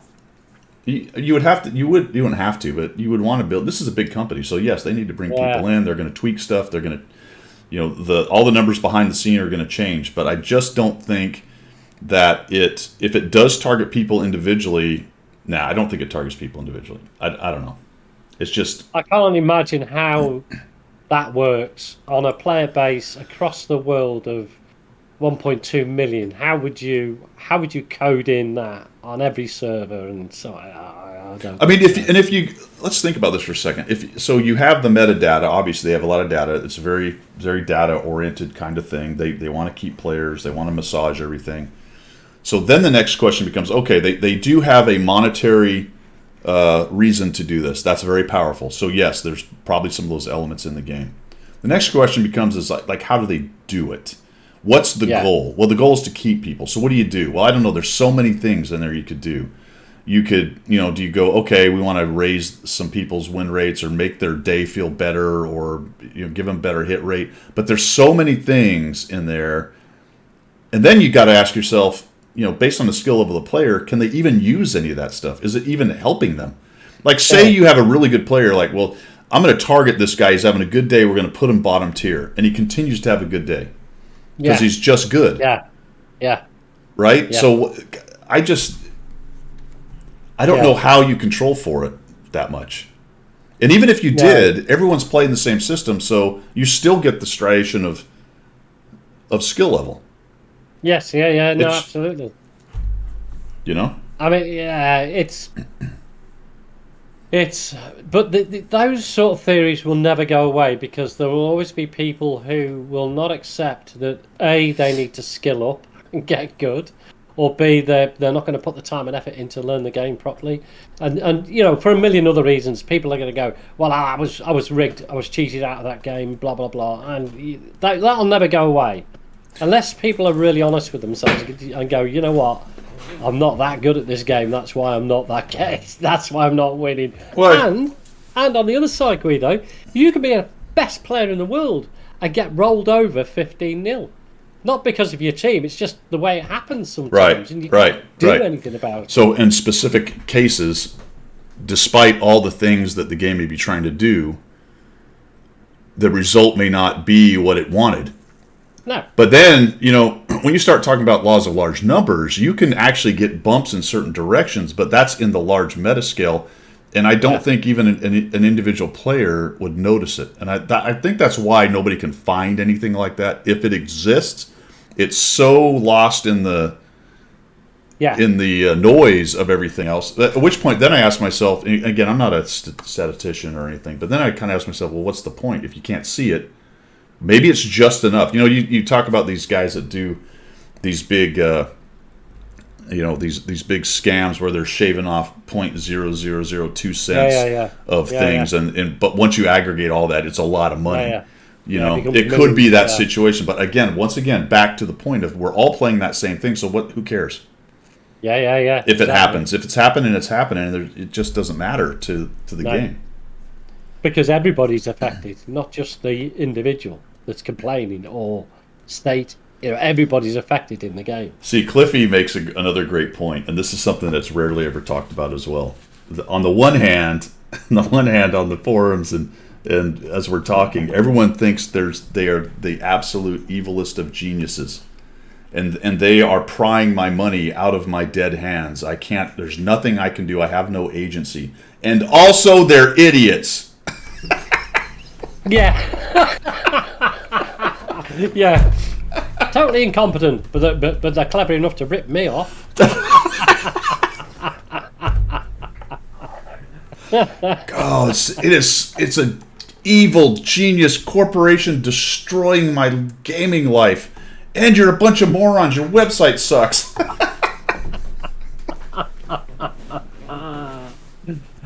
No, Yeah. absolutely, absolutely. Cognitive dissonance is a thing. Mr. Stranger Danger has put a poll up. Do you like the common test silhouette feature? 1, yes, great feature. 2, yes, but it reduces skill level in the game. 3, no, why even have this? How do I? So get into the poll, guys. How do I do that? I don't know. Can I not? You've Can I got to not do redeem- it? you've I got to might not be redeem, able to do it from my dashboard. Yeah, you got to redeem channel points to do it.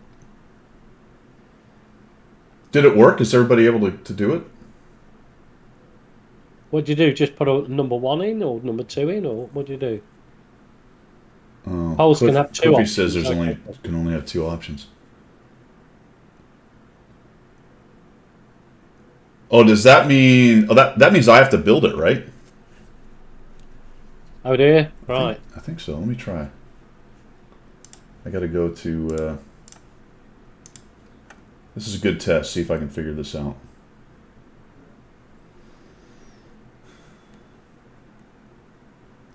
Streamlabs. There we go.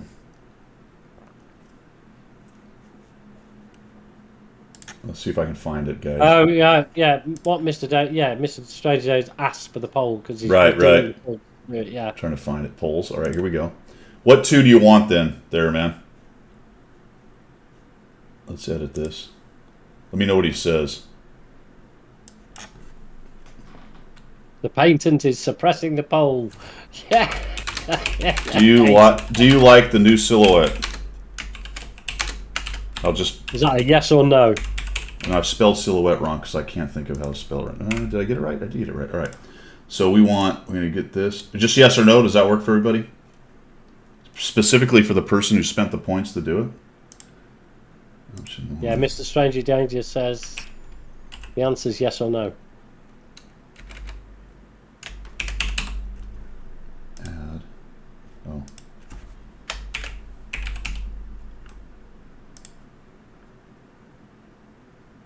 Oh, I see what's going on.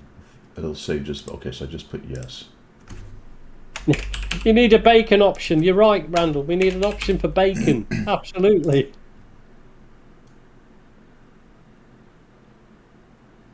Okay, I got to add another one. The other one's no. If I screw this up, I apologize. We're going to give it a shot, though. All right, so we got that. What's the advanced thing do? Timer, duration 300. That'll be fine. Let's give it a... All right, let's do it. And start poll.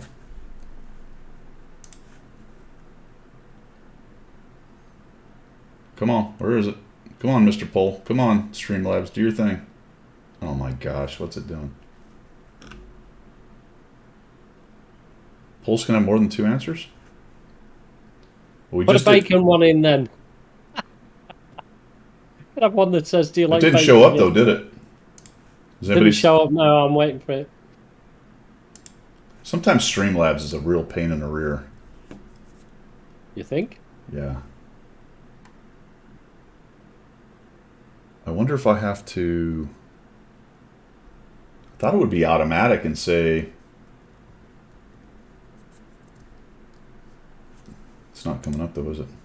Is it like? Is it not like the raffles you do? Is it nothing like that? It is similar. But it's not working. Why? No, Mr. Stranger Danger says it's exclusive to partner affiliate channels. Oh, you sons of guns. So I need to take that off my list. I can't do polls. Well, it doesn't say that. Streamlabs. Well, this is Streamlabs though, so I should. This doesn't have anything to do with Twitch. I'm not using the Twitch poll capability. I'm using the Streamlabs one. So it should work. Let's close the poll. Whatever, it'll be rigged anyway, Guido. It's totally rigged.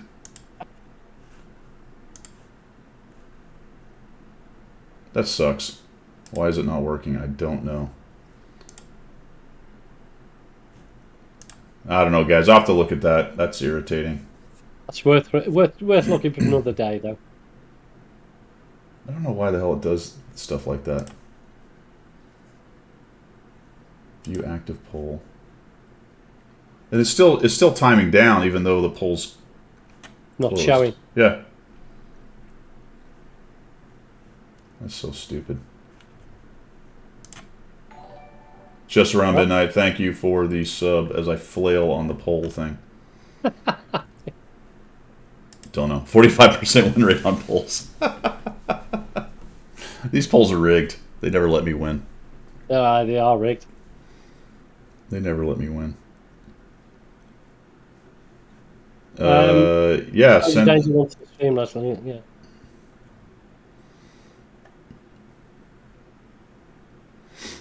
Send it to me, Mr. Stranger Danger. Send it as a whisper, and I'll put it up there. While we're on that, then let's talk tier 10. Okay.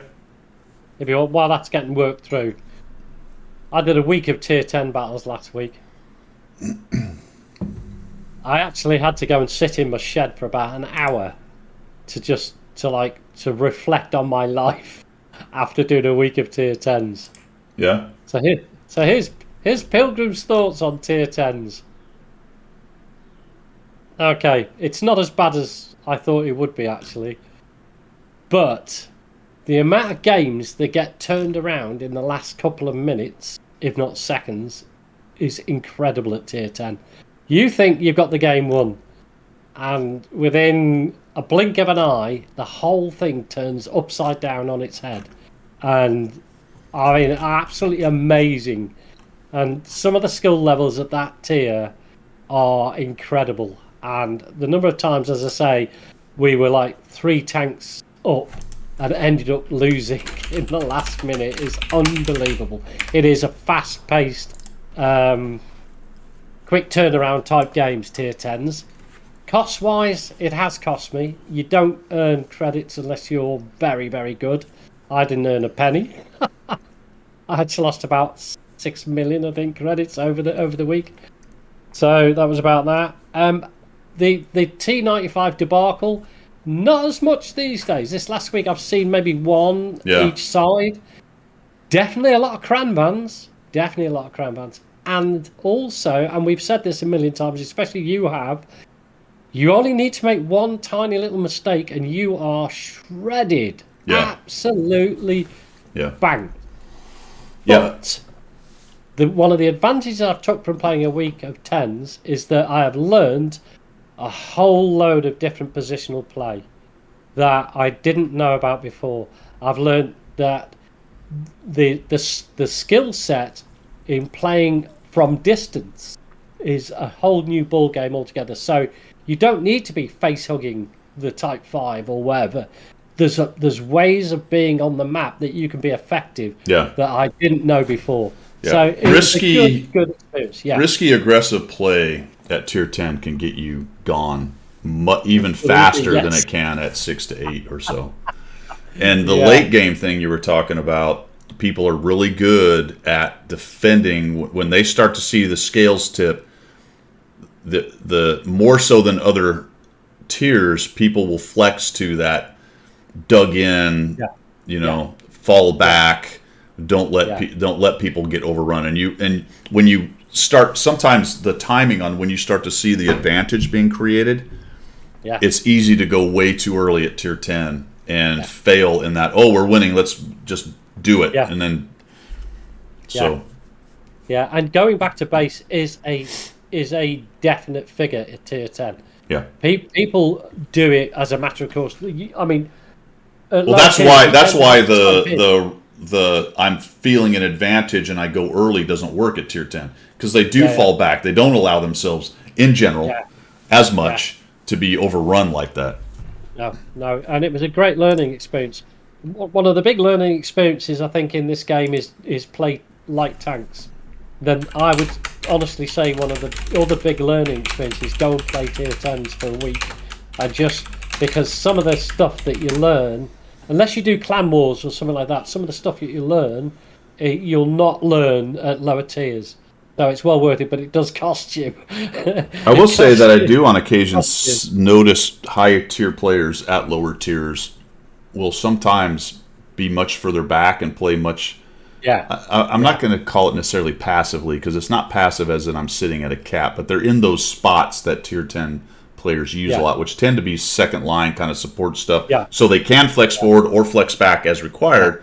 And sometimes you see them, they'll get left out of the fight because it doesn't go like a tier 10 does. And all of a sudden, a flank just totally collapses and they're still back in their little position. And now they're trying to run and catch up. So no, it was a good learning experience. And I think I'm not going to repeat that whatsoever.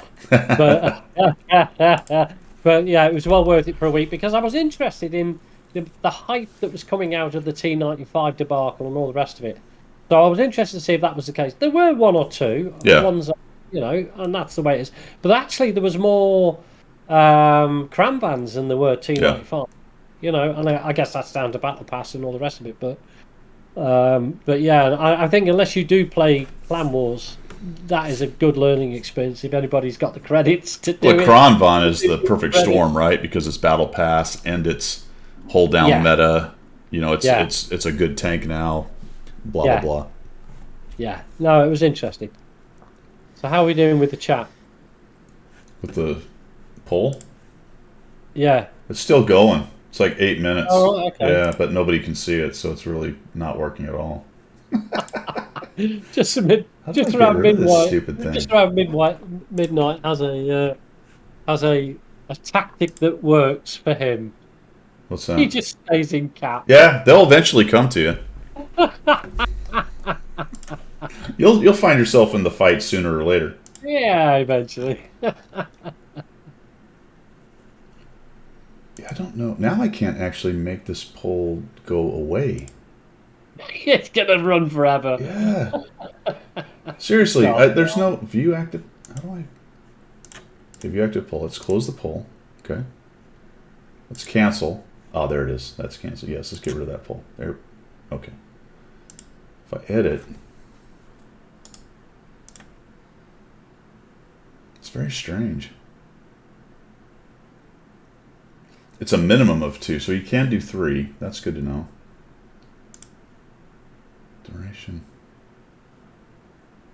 Oh, there you go. Frickin' player error.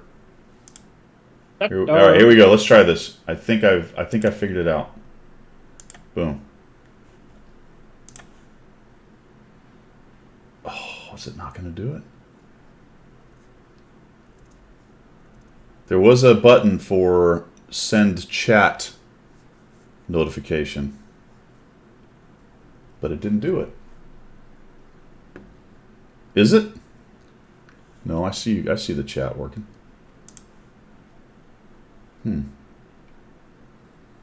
Close poll.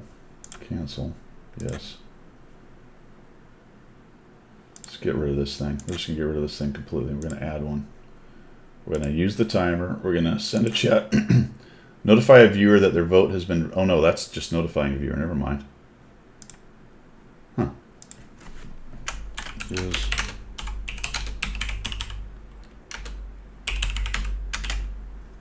Option 1 is yes. Did just around midnight subscribe again? I think he did, didn't he? Ah, thanking you. And we'll go no.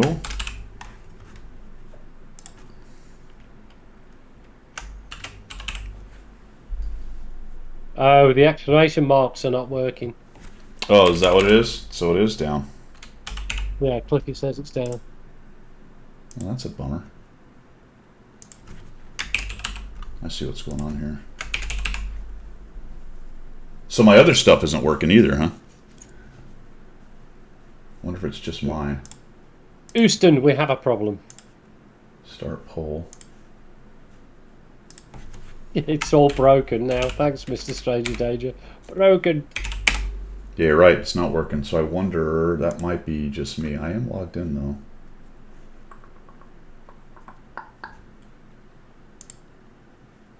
Holy crap. It does this every once in a while. That's funny.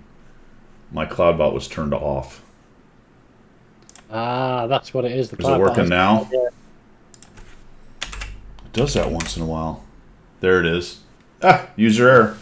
There's a button up at the top of it. CloudBot on and off. I don't know why you would want that, but there you go. Now let's see if why would you want it off? That's odd, isn't it? Yeah. There it is. Sil is silhouette. I was just trying to get it done quickly.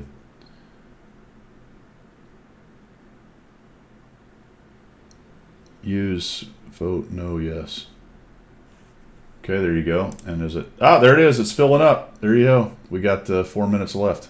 I set it for a long time. For some reason. It's 2-1. Cool. I'm going to put my vote in. I'm saying no. Come on, nose. Come on, nose. I'm getting clobbered. It's 5-1.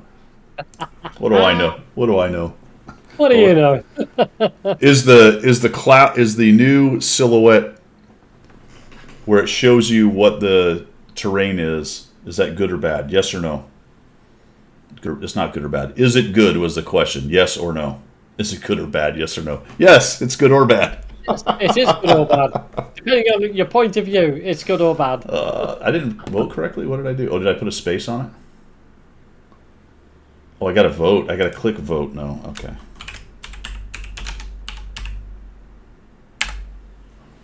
Yep, I did vote incorrectly. There you go. Oh, we're closing in. It's 5-4. 5-5. 6-5. Oh, 6-6. Well, that could go on for a while. All right, I got a few more minutes, and we'll see what happens with that one, man. You had don't you have a competition? Oh yes, I've got a competition. Well, everyone votes. 8 hussars. 8 hussars won last week, or the week before. And he's gifted the gold. He said he didn't need the gold, he just enters the competition for the fun of it. So thank you, 8 hussars. We've now brought that across to this competition. So it is for 1,500 gold, this competition, people. 1,500 gold. Again, I'll need your in-game name and server if you win. You can whisper me that so I can get that sorted out for you today. I can only do NA or EU. I do apologise. Poor old Sutek doesn't get a look in, bless him. But 1,500 gold. It's a 3-part question. I need all 3 parts in one answer, as per usual. So you can't type in 3 different things. It needs to be all together. And this week, it's on the tanks of Romania. Romanian tanks. So here we go. Get your wiki fingers going. Right, are we ready? Okay, the first part of the question. What Romanian tank inspired the Hetzer-designed TD? The Hetzer-designed TD was inspired by a Romanian tank. That's the first part. Gary. The second part of the question. Stop butting in when I'm talking, please. Oh, sorry. The second part of the question. Put your hand up if you need to speak. But the second part... No, you know, you can wait till the end now. I'm going to put you on mute. No! The second part of the question. There was a Romanian TD called the TA-CAM T60. What was that inspired by? What German TD was that inspired by? Okay, so Romanian TD TA-CAM T60 was inspired by a German TD. And then finally, what was the millimeter gun? What was the size in millimeters of the gun on the VDC R35, the Victor Delta Charlie Romeo 35 tank, Romanian tank? What was its millimeter caliber? Do I need to repeat the questions? Wayne, you're close. The Henry VIII bit let you down, mate. Henry VIII, I am. But that's some fairly specific questions. They are. So do you want me to repeat them, or is everybody's wiki fingers working? Right, Defects Watts has got it straight away. Wow. His wiki finger was working. Holy cow. Wow. Nicely done, So, yeah. Nicely done. The Mersal was the design for the Hetzer. The Marder was the inspiration for the TA-CAM T60, and it was a 45mm. Rigged. Mr. Stranger Danger, apologies, you got it second, so there's only one winner here, and that is Defects Watt. You'll need to let me whisper your in-game name and server, please. Defects Watt. Good effort, guys. All right, so the poll test was very scientific. As somebody found out, and I just did, you could vote twice. I'm assuming you can vote as many times as you want. Vote early, vote often, as we say here in the United States. So I got to look at that. Maybe there's a setting in there to not allow that. There probably is. But we got 12 votes in this very scientific poll on whether or not we like the silhouette, and it was 7 yes to 5 no. To be fair, though, I added 1 yes myself. I voted on both sides. You can't do that. That's rigged. So I don't know who else double voted, but whether they double voted the same vote or a different vote. But in any event, we can take away my yes, and it would be 5 to 6. But of course, if we had to do the investigation into this particular voting situation, it might get a little sticky. All right, let's be a lawsuit going on here. We're going to complete that. Options. Boom, boom, boom. Minimum 2 required. Advanced. Defects. I'll sort you out later on today, mate. Thank you. I've got your in-game name and your server. Well done, buddy. Isn't that bizarre that it will let you? That is odd. Settings. That's what I need. Polls going on. Chat lines. Messages. There does not seem to be a way, at least on first blush, to only let people vote once. That's weird. Why would you have the ability to vote twice? I don't even know why it would be. I have no idea why that would even be in there. Makes no sense. I don't know. Because you could vote yes and then next time vote no. Right. Just to skew the whole thing up. So it's not in the general tab. Advanced. There's only a timer. Use the timer. Duration. Notifications. That's it. That's all you can do. That's weird. Wow. It is weird, isn't it? All right, guys. This has been a marathon. We've been a little over 2 hours. I think that we've got our winner.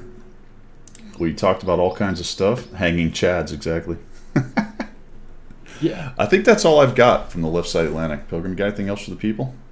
I'm done. I've done it. All Thank you. This is me signing off from the left side of the Atlantic. A pilgrim signing off from the correct side of the Atlantic. Laters.